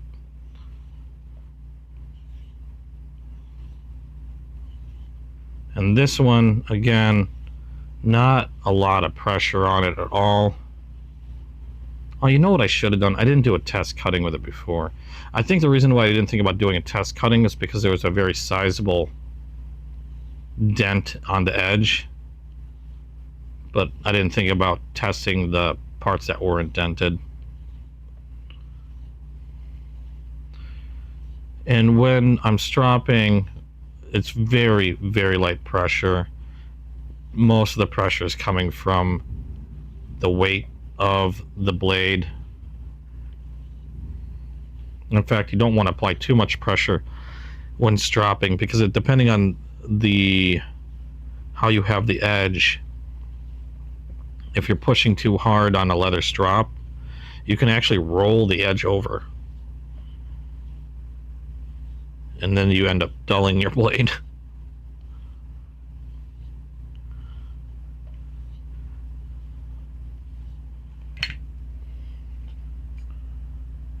Well, the dent is most definitely gone. I've essentially profiled that dent out. And again, not the most perfect bevel on there. But if you were to look back on the video, there was a definite dent, like around where my nail is. And you could easily see it reflected when I held the blade like this. And I'm pretty sure it's because if you look here, you can see a little mark right next to my nail. I'm pretty sure that's where the blade is hitting. Again, that's why I don't snap traditional knives shut anymore. There are some that I can snap shut and not worry about, but I've been careful and seen how they act when they snap shut. It's just in this case with this knife, it's hitting that back and then denting the blade. Oops, dropped a knife. Dang it. Well, that's one I gotta clean anyway. Let's grab some magazine paper and see how I did. As soon as I figure out what the hell I did with my magazine.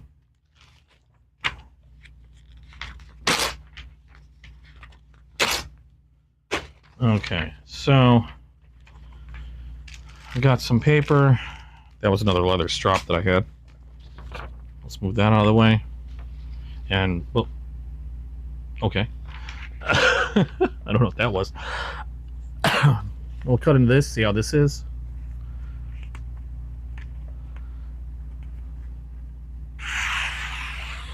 Oh, that is nice.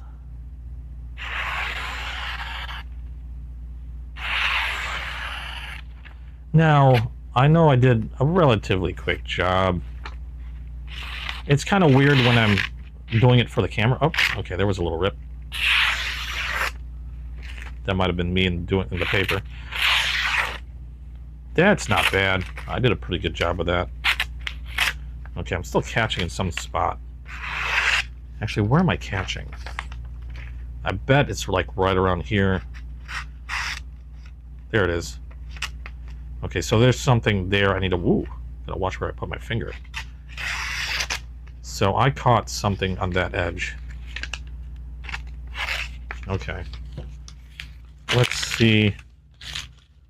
Let me confirm where that's at. The rest of it's not too bad. Now, let's see if I see any paper debris caught. Yep. Okay. Yeah, actually not bad. It could have been just me and the paper.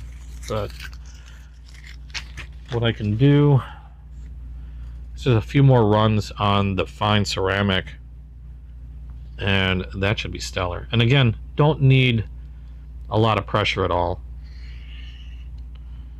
Just really, just above whatever's the weight of the blade.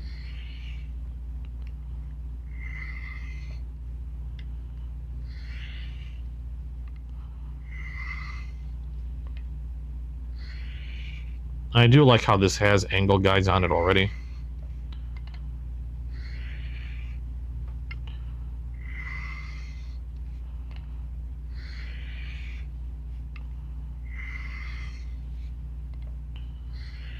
The hardest part about doing this is locking your wrist so you don't end up changing the angle as you go through over the ceramic.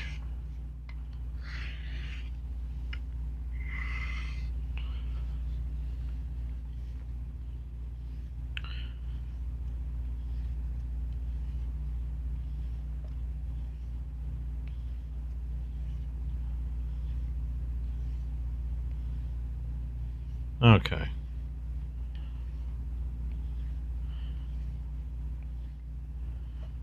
I think it was pretty good before, but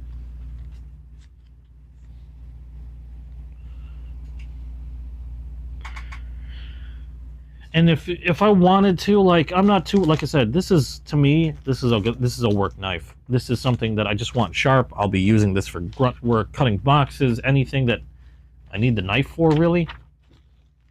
So, as far as looks are concerned, I'm not concerned. I just want it to be sharp and hold that edge. At least for as long as it can until I have to sharpen it again. And now, so I'm not trying to put like a mirror edge on it. If I wanted to do that, I've got multiple stones and I'd be working at it for a lot longer. Going from, like this one, I went from 1,000 grit, and that was fine enough to take care of that roll or dent or whatever. I went from 1,000 grit diamond to essentially a rough ceramic, which, to be quite honest, I don't know what the grit is on this. I just know it's the coarse ceramic on this guy. And I went from the coarse and then to the fine and then to the strop. If I wanted to do a fine mirror edge on this one, oh, that's nice. I'd probably go from the 1,000 grit to like maybe a 2,000 to 3,000 grit, and then from a 3 to a 5,000, 5 to an 8,000, and then strop. I would be progressively getting higher and higher. Those high 1,000 grits wouldn't really be doing anything other than really polishing the scratch marks into a mirror polish. I got to the point where, I don't know if you can see,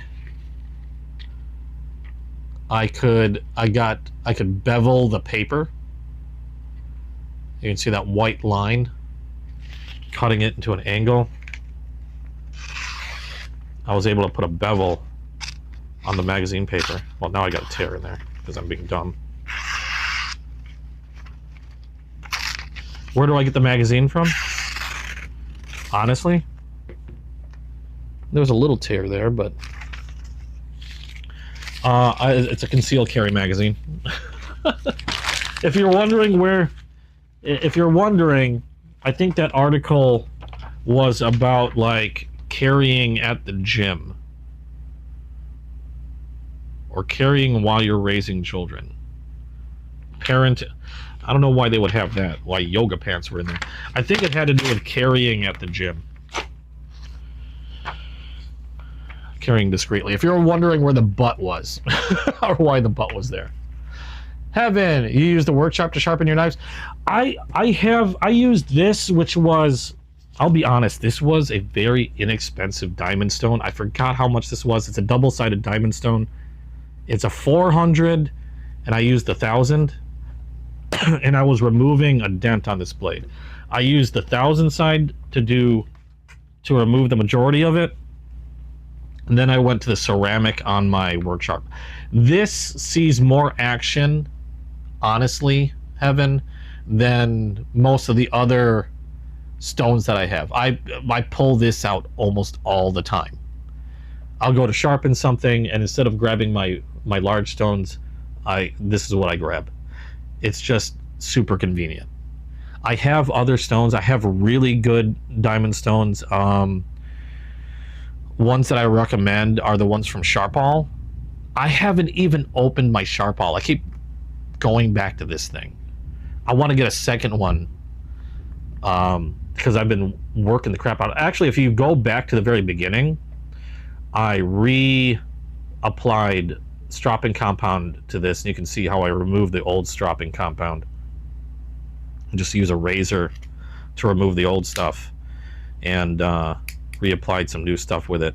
Had to torch it a little bit, but this is what I use almost all the time, without really thinking. It's just I got to sharpen or tune or just strop a blade real quick, or hone a blade really fast. This is the thing that comes out.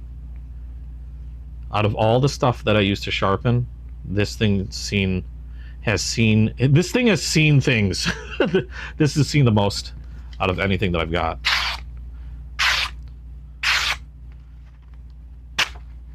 There you go. So that dent that was on this blade, completely gone.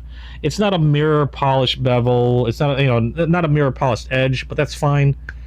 This is doing grunt work. This is all I needed. Get that dent out and get that nice and sharp. And again, I'm going to be careful, and I'm not going to snap this shut. I'm just going to go ahead and lay it down. And there you go. Back to working condition, ready to go, ready to kick some ass. And that's how I hone, sharpen / hone my knives.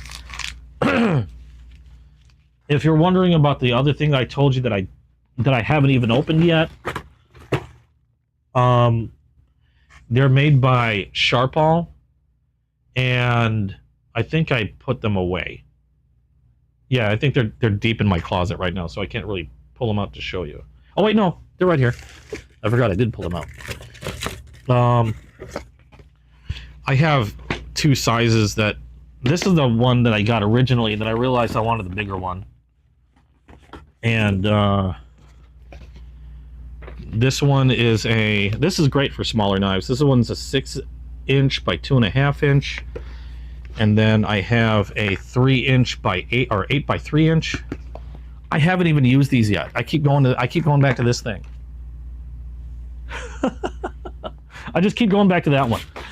This is made by Bear & Son. This knife I actually got today.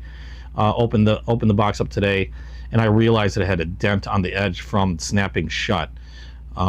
This one's from Bear & Son. This is a very inexpensive knife. I got this on Whatnot during an auction. I forgot how much they go on retail. I'd like to say they're maybe 20-25 bucks on retail. They're not terribly expensive. I do have a case sod buster. My girlfriend gave it to me for my birthday. I carry this one regularly with me every day since I got it. I got it actually, my birthday was on August 5th. And I've been carrying it since. This is a Mediterranean blue peach seed jig, 20 billion other words, Sodbuster Jr. But yeah, this is one of my Sodbuster Juniors. Again, I carry it with me all the time because my girlfriend gave it to me. I have other Sodbusters too.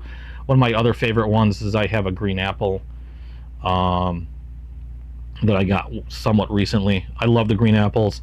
And after getting this blue Mediterranean, oh my god, this thing is gorgeous. You got the milk in there, the blue, nice and deep. It's a pocket worn, which is nice. I love the feel of the jigging. Nice sharp blade. One odd thing about case knives though, I noticed every time I've gotten a new case knife, and the reason why it looks like it does is because I've got wax on the blade. But I've noticed one thing with case knives, a lot of the new ones have a burr on them that I've had to work off. But the funny thing is the burr comes off really easily, and then once that burr is off, you can shave with these things. These things are ultra sharp. I don't know why case just doesn't work the burr off themselves, because literally all I needed to do was run it over a leather strop. There we go, it wasn't focusing. Literally all I had to do was run it over a leather strop a couple times. That burr came right off, and then this thing would cut like nothing else. Yeah, I love the colors on these. But yeah, this is the one I carry with me all the time. I keep this in a leather slip, which I just happen to put away. But when I throw this in my pocket, it goes in here. and then off I go. And then as far as modern knives, usually I'll have this in a pocket, and then I'll have another knife with me. Lately it's been this Concept Accipiter, which is a 154 cm blade, front flip, liner lock. This is the other knife I'll carry with me a lot, but I tend to rotate my modern knives a lot. Like, it's almost always going to be this knife since I got it. Before I got this knife, I would carry, where is it? I'd carry one of these two in my pocket. And this one is a Rough Rider, essentially sodbuster. Oh, this is actually a locking blade. But this one was by Rough Rider. And I would have swapped between this, or I have another Rough Rider. This is a doctor's knife. I love doctors. I love these doctors. And I'd carry this with me alongside another modern knife. Another one that I rotate out daily is, this is a Kaiser Mini Militar. This one is in D2 though. Sometimes I'll be carrying that. Other times I'll be carrying this inexpensive, but I love these things, Civivi Mini Praxis. This one's also in D2.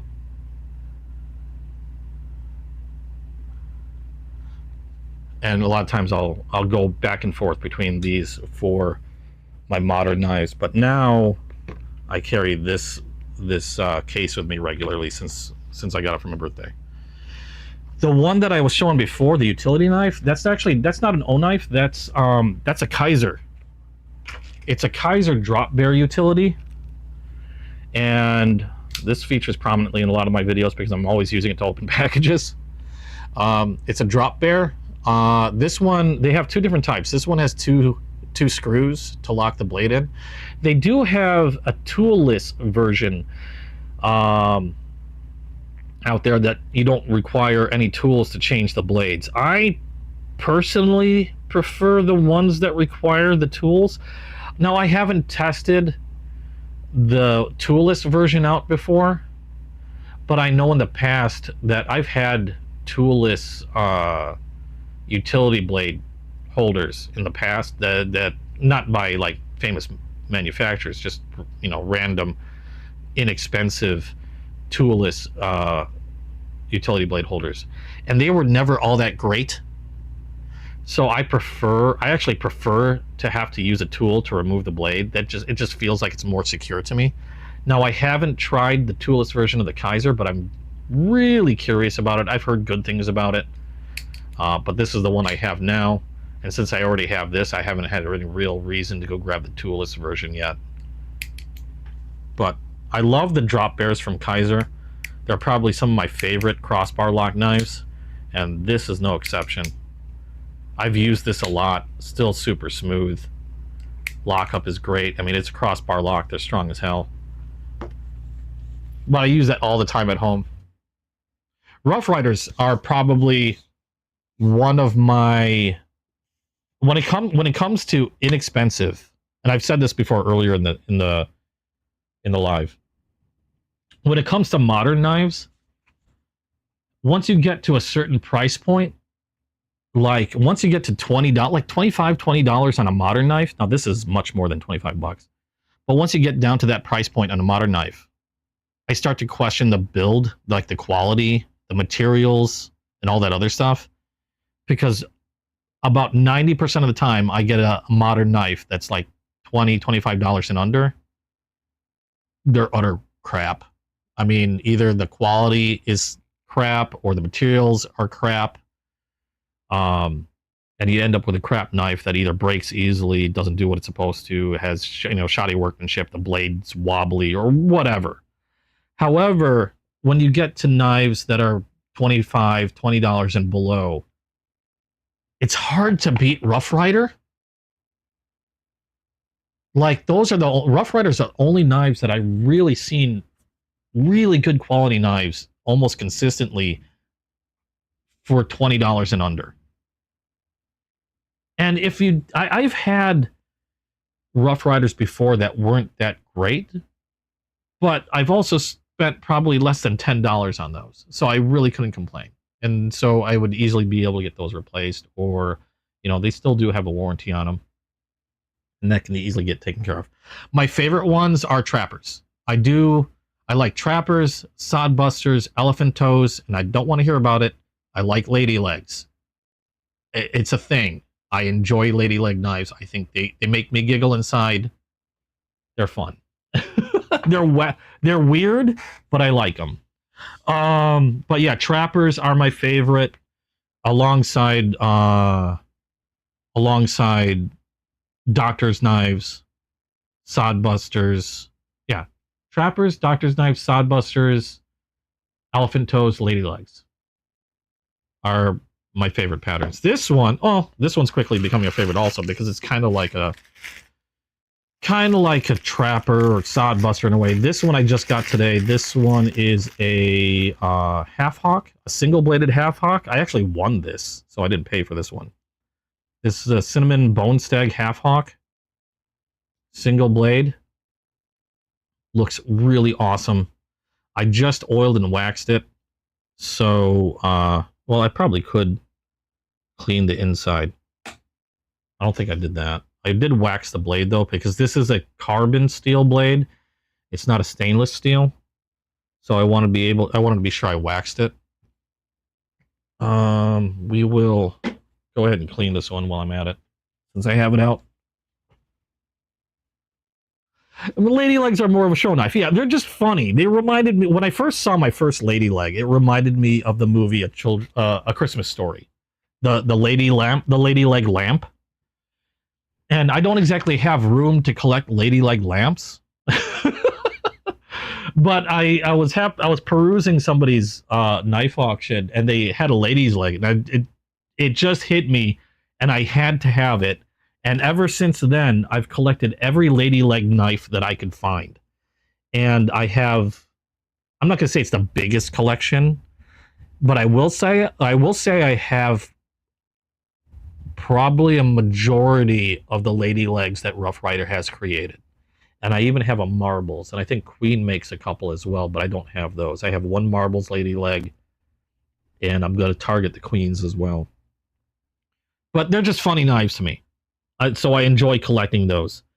Are they a knife that I'm going to use and carry? Probably not. Maybe just as conversation pieces. But that's about it. I find them funny. That's the only reason why I do that. Okay, I poured some oil in the well. I got to grab some new swabs. Just need one. Well, I got two. So I'm using camellia oil. I hope I'm pronouncing that right, because I keep wanting to say camellia, whatever. This one is Japanese camellia oil, whatever. A lot of people use mineral oil. Mineral oil is probably more cost efficient. But this is what I have, so this is what I'm using. And then what I'll do is I'll fill the well up with oil. Because even on a new knife, a lot of times there could be debris left from manufacturing, like dust, little bits of metal, whatever, that's still sitting in the well that didn't get completely cleaned out. And then I'll use one of these tiny microfiber cleaning swabs. And then I'll just brush everything out that I can, if there's anything in there. Case knives tend to be pretty good. They're generally pretty clean. I'll still do it to a case knife, though, just to make sure. You never know if there's anything left in there. I know they do their best to clean them, but you know how it is. They might not catch everything. This one looks to be pretty good. I saw a little bit of dark splotches in there. You can see the swab is, I don't know if it'll focus. Focus has gotten pretty dark. So there was some stuff in there. And I'll just run this swab around in the well. And then let the oil run down to the bottom and then out. And it also lubricates that spring at the bottom of the well, as well as the pivot area. so that the pivot area is nice and lubricated. It'll help prevent corrosion in there and also cut down on the amount of wear that can happen in the pivot area, since you essentially have metal pieces rubbing up against each other every time you open and close it. It'll help cut down on the amount of wear. There we go. And then I've already waxed the blade, so I don't think I really have to re-wax it. Some of that oil is going to run out the back, so wiping that clean. And you can see that well is nice and shiny and clean. Dwayne, how you doing? Oh yeah, this thing is sweet. I used to like serrated knives. I can't say I'm a big fan of them. Main reason I'm not a big fan of serrated knives is just because maintenance. I hate trying to sharpen them. You don't normally have to sharpen them very often, but when you do, they're kind of a pain in the butt. If I'm going to sharpen one, I'm probably going to send it out to somebody. Okay, nice, shiny, and clean in there. Awesome. Oh, this thing is beautiful. I like it. I like it a lot. I love how this looks on the side. And how are you doing, Dwayne? Hope you're having a good one. I'm just about winding down. I unboxed a few boxes. And now I was just doing some maintenance on the new knives I've got, cleaning them up, preparing them to be put in my collection. I had to sharpen one, this guy from Baron's Son, because it was denting itself on the back spring, which is something that apparently is very common on this one, or at least I shouldn't say it's very common.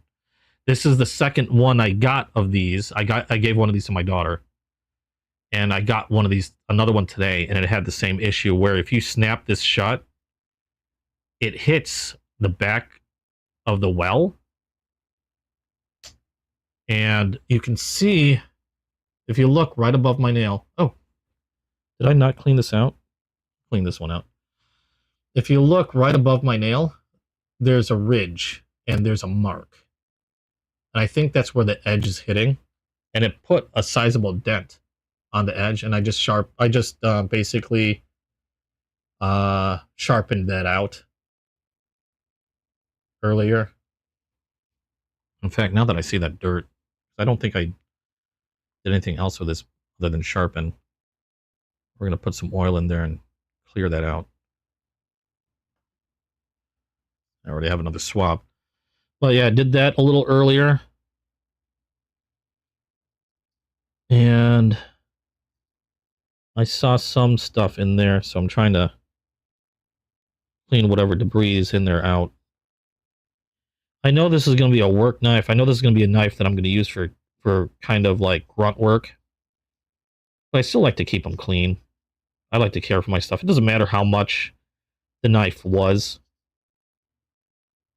I like to take care of my stuff, especially if I'm using it, because if it's a well taken care of tool, there's less of a chance that an accident's going to happen.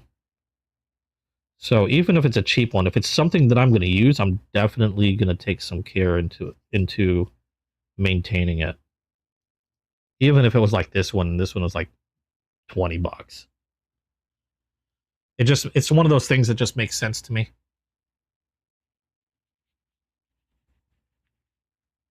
There we go.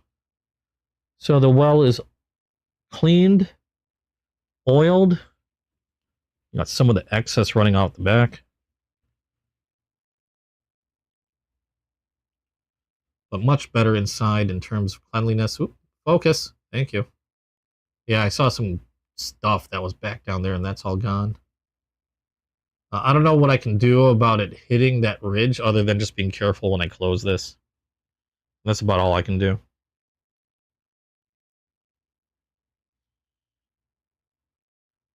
So that's another reason, like I said before, I don't snap these shut anymore.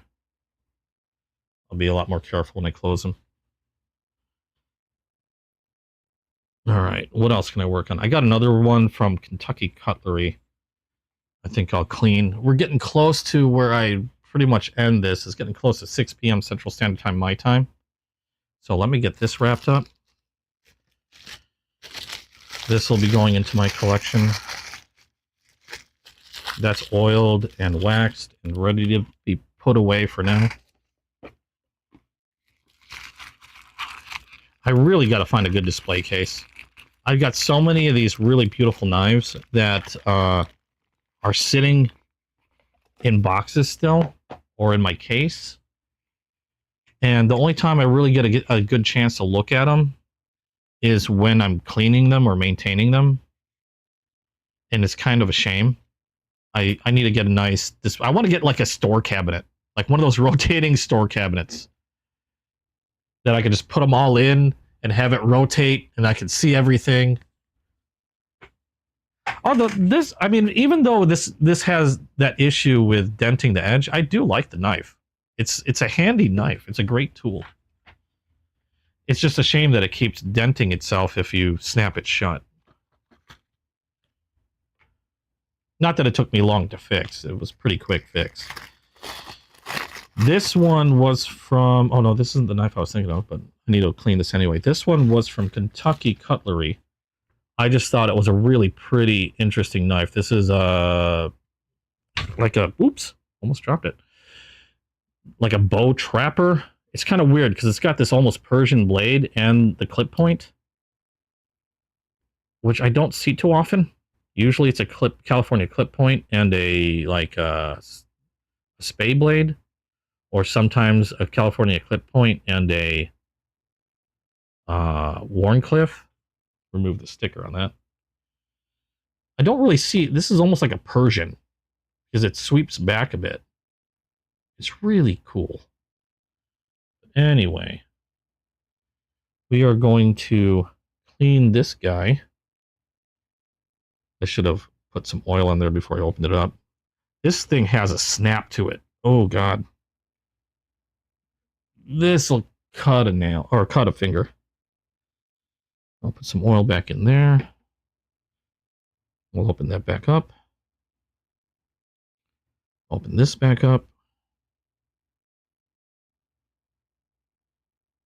Ooh, thankfully it has a mid stop.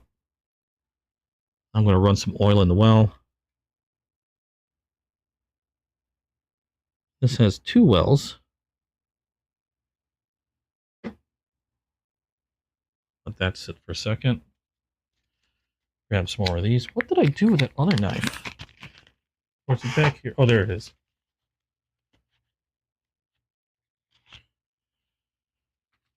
Okay.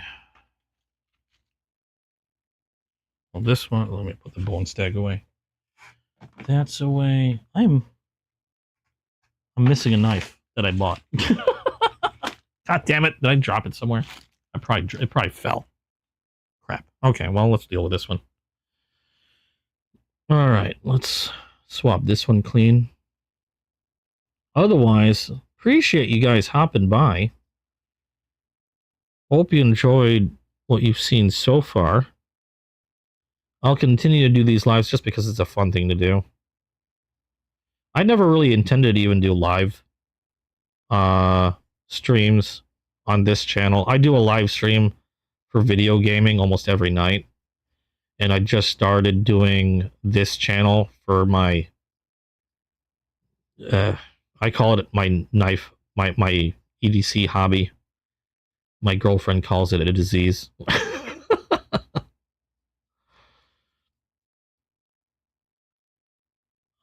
Yeah, I just recently started, relatively recent, a couple months ago.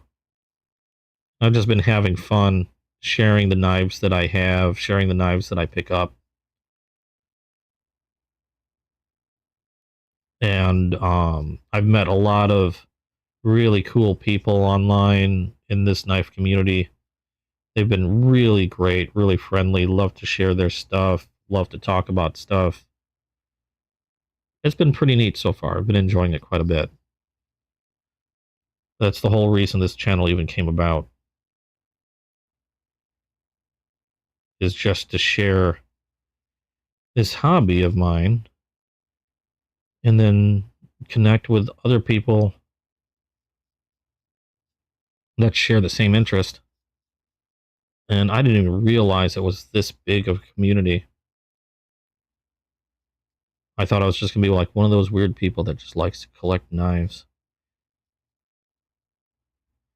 And it turns out there's tons of people that have the same, quote, sickness I do.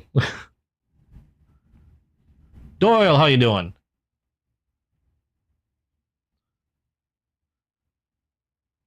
I don't know. I haven't had that many Baronsons. I've had a few Baronson. I've not too many traditional ones. I've got a few moderns. I've got two Nakamas, which I really like. And then I have another one that I can't quite remember the name of that are in my collection.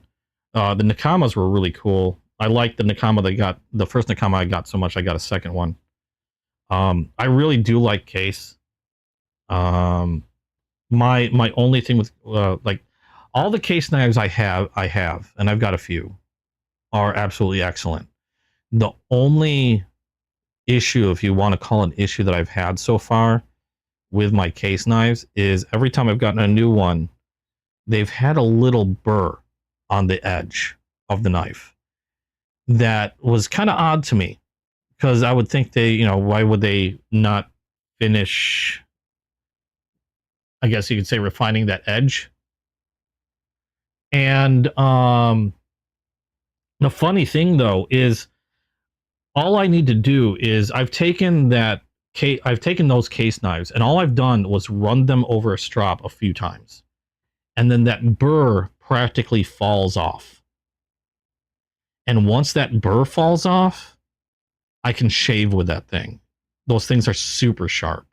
I just wonder why they leave it and they don't just finish it themselves. I mean, it's nothing. Like I said, I just run it over a strop a couple times and that thing's gone.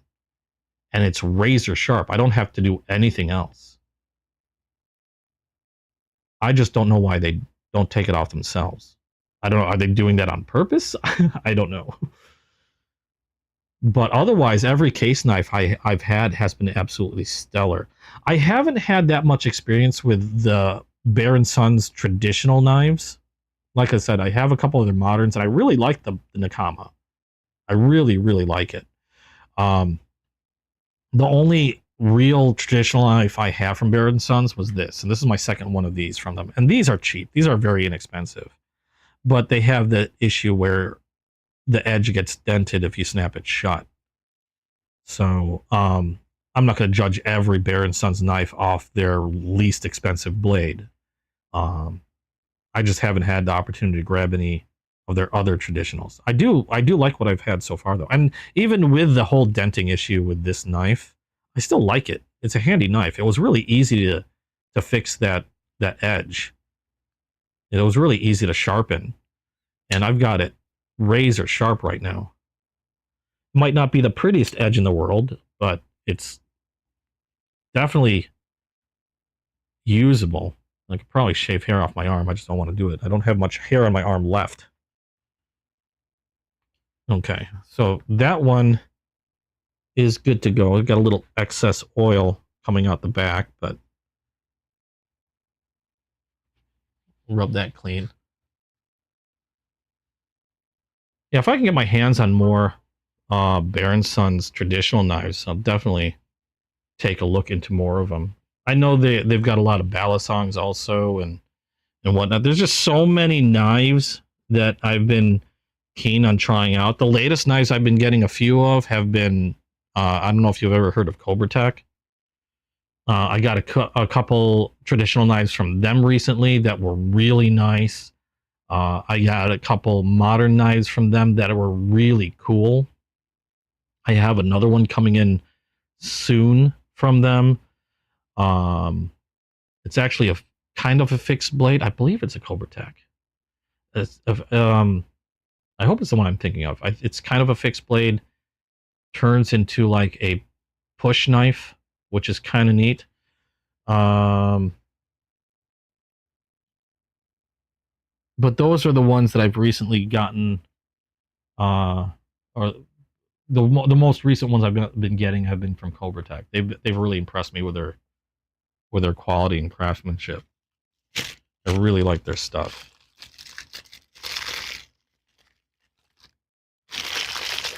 I wasn't even familiar. I've never heard of this brand before. I just thought this knife looked really cool. Yeah, what was this called? Asoe, whatever. River Cutlery? There it is. 440 stainless steel. Cobra. Oh, they call it a cobra skin handle. Okay, I didn't notice that before. It looked like honeycomb from a beehive. I guess it was cobra skin. That one's ready for the collection. Did I clean this one already? These were 2 other knives. I thought I cleaned these already. I think I did. Oh no, I haven't cleaned this one yet. This one's a Faded Blue Jeans Rough Rider elephant toe. And this one was really cool. A Black Widow Trapper from Rough Rider. I really love the colors on this. I gotta clean this before I throw it in my collection. We'll do that one now.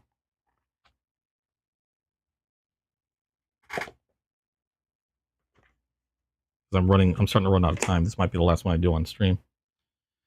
This one, I have a lady's leg that looks like this, but it was the only Black Widow that I had. And then I had a razor, but it doesn't look anywhere near the same. Saw this on an auction, grabbed it immediately. Kind of had to fight for it.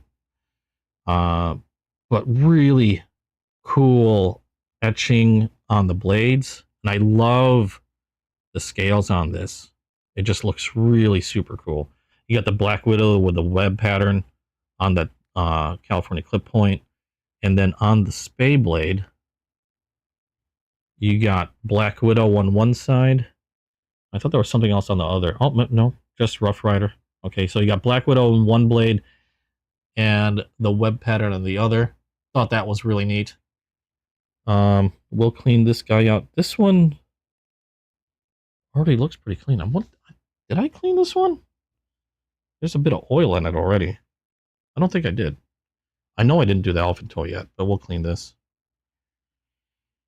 I'll just run some oil on there and brush it out.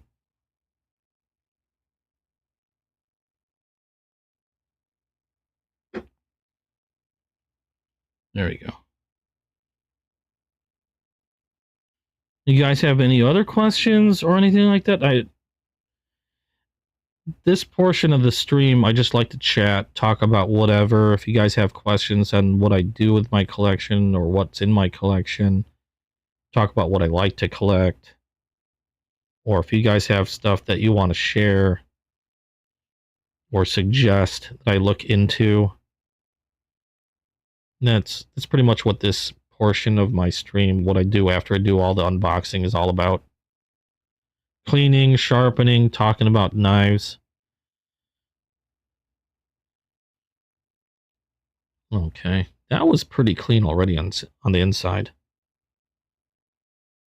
I could have sworn I did this one already. Maybe I did do this one already. Looks like I might have waxed it already. Maybe I just did it twice.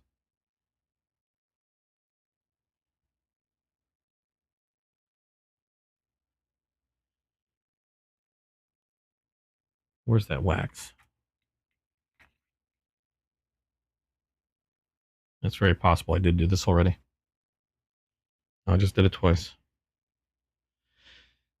My memory sucks.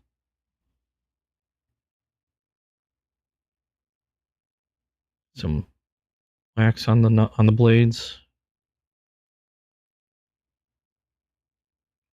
I just do this to protect against any corrosion. I know these are stainless, but I do it anyway. I've had stainless rust on me before from just leaving it neglected in storage. So even stainless blades will rust. Yeah. I like to take extra care of my collection. I'm probably a lot more anal about it than most. But part of the reason is also I like to be able to take them out of my, out of the cases and out of the boxes and admire and remember why I got that knife in the first place, and be able to just appreciate the knife before I go over it again and put it back into my collection. That's one of the reasons why I want to get a good display. Because a lot of these, especially a lot of these really pretty ones, are stuck in a box, sitting in my collection, and don't get seen until I go over them again. And I'd like to have them out. I don't have a lot of room. I'm in a small apartment. So I'm looking for a nice display case I can throw them in. Something, I was joking earlier about a store display case that rotates, one of those glass cabinets that you might see jewelry in.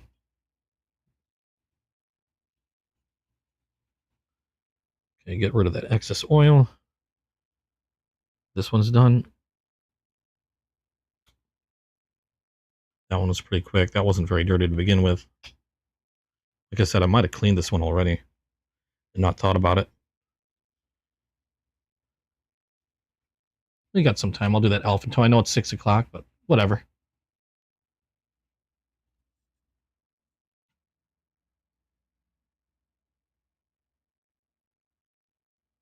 Okay. We'll put this back in there.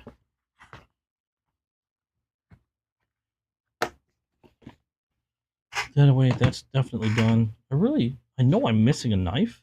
It must have fallen. I hope I find it. I think I dropped it somewhere. Oh no, I didn't. I put it off on my desk. There it is. All right, this is that elephant toe. I know I haven't gone over this yet. I don't think I did. I freaking love elephant toes. Thing's huge. Some oil in there.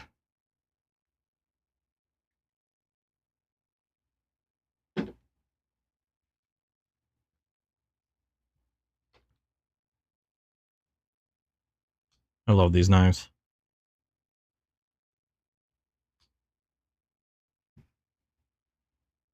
They're just, I love unique looking knives. I have sold off a majority of my hawk bills though.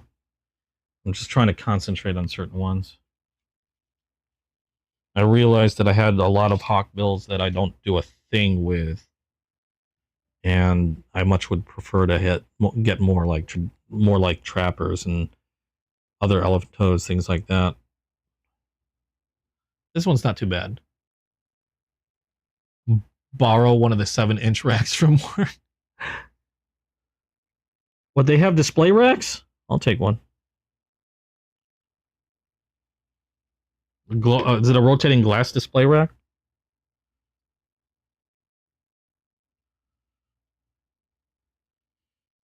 Didn't have to do a whole lot of sharpening. Nowhere near as much sharpening as I thought it would have to do.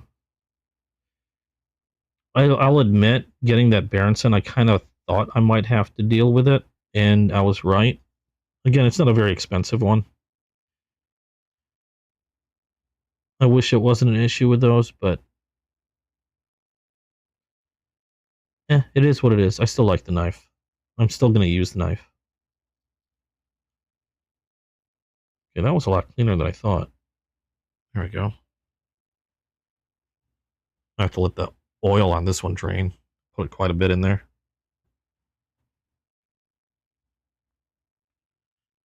And I think I have enough oil on. Oh.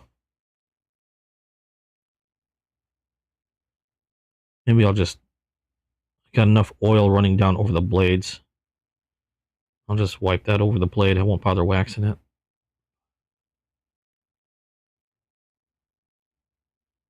That should be fine on its own.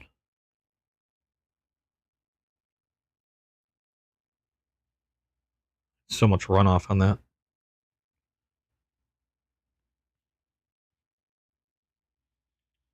It can be.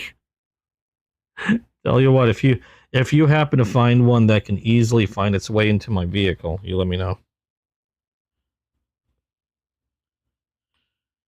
I've been on vacation, and I've watched all the emails of stuff that people are leaving at my desk. I'm kind of worried about what I'm going to see on Monday, because I'm definitely going to be in the office then. I know you're in a different office, but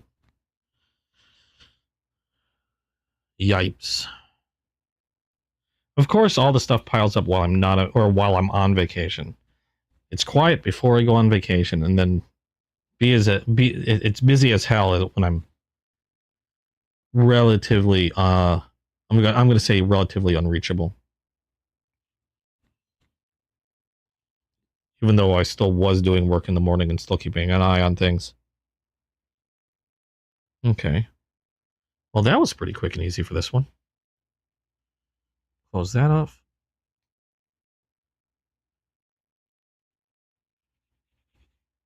And we'll let that drain a little bit. We'll take a look at that last one that I want to clean. That shouldn't take me long either. This one was from Kentucky Cutlery. This is the one, like a little peanut, little mini trapper. I thought was really neat because I don't know if it's real. I don't think it is. I'm pretty sure it's faux or fake abalone or abalone. But it looks absolutely gorgeous. Well, I'm not even on the camera. There we go. I just love the colors on this one. And I got it for the cheap. Kentucky Cutlery. Just beautiful colors on this thing.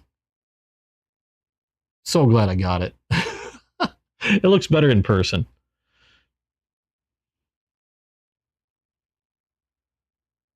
And no half stop on this, so I'm going to have to be a little more careful. I don't think this is going to need all that much cleaning, but this will be the last knife that I do. Do you guys have any other questions on my collection or any questions on how I maintain my stuff or what I do? This is essentially what I do anytime I get a new knife in, is I run oil into the well, make sure any debris that might be in there is swiped out, and more often than not, I'll wax the blade. In cases like this, I have enough oil that I might not even bother waxing it. I might just wipe the oil all over onto the blade. Yeah, this has a bit of dirt in there. Okay, that's all coming out.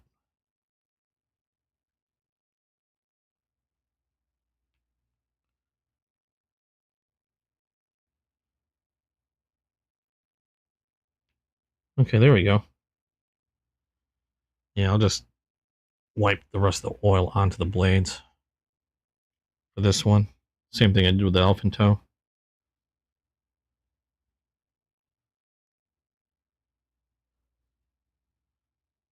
I'm just making sure the oil's getting on the blade. Yep. Plenty of oil.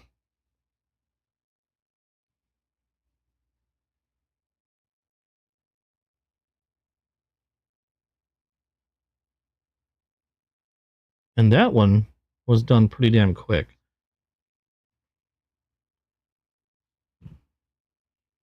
It wasn't a very big knife to begin with. There we go. Absolutely beautiful color on this thing. God, this is gorgeous. Neat little trapper.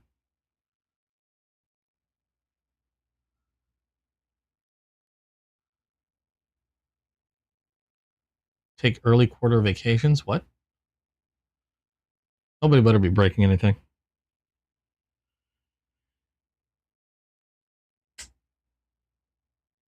Okay. There we go. So that's it for preparing these knives for my collection.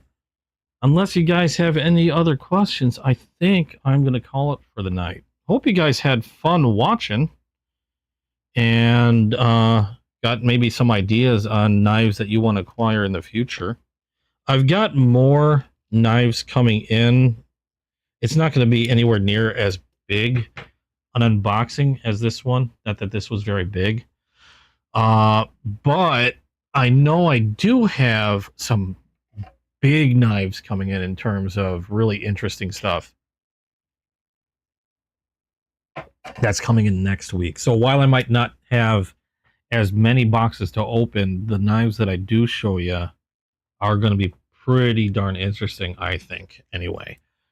So I'll be doing that again, same time, 2 p.m. Central Standard Time on Saturday. I'll schedule another reminder of it So if you haven't yet, be sure to hit subscribe, hit the notification bell, and then that way you guys are notified if I drop any new video or when my next live happens. If you haven't yet, and you did see or you did enjoy yourself, hit like. It helps me out, and it helps me out in the algorithm. More people will see my stuff, and that's always a good thing for me. So if you haven't yet, definitely hit the like button, or don't. I mean, it's up to you. If you liked it, you liked it. If you didn't, oh, you didn't. So bring over your two that you're getting. If you want to bring them over, you're more than welcome to, Austin. Let's see. Trying to think if there's anything else that I wanted to share in terms of what's going on, but I can't really think of it. I know there's a chance I'll be holding an auction tomorrow, but it's not going to be knife related. If I hold an auction tomorrow, I'm trying to sell some electric guitar pedals that I've been trying to sell for a while now. And I might concentrate on those specifically tomorrow if I hold an auction. So there might be an auction tomorrow specifically for like basically musical goods, guitar pedals, maybe guitar strings, bass strings, things like that. If that's something that interests you, feel free to check it out. It'll be on Whatnot. I've got a link to Whatnot. It should be in the description. And you can find me on Whatnot if you're already there under the same name, EDC Squirrel, if that's something that interests you. I don't know if I'm going to hold another knife auction. Simply because I've sold all the knives that I really wanted to sell. I do sell paracord though as well. So if paracord is your thing, like bracelets or zipper pulls, lanyards, definitely check me out on there. Other than that, I think that's going to be about it. So thanks again for watching. Hope you enjoyed. And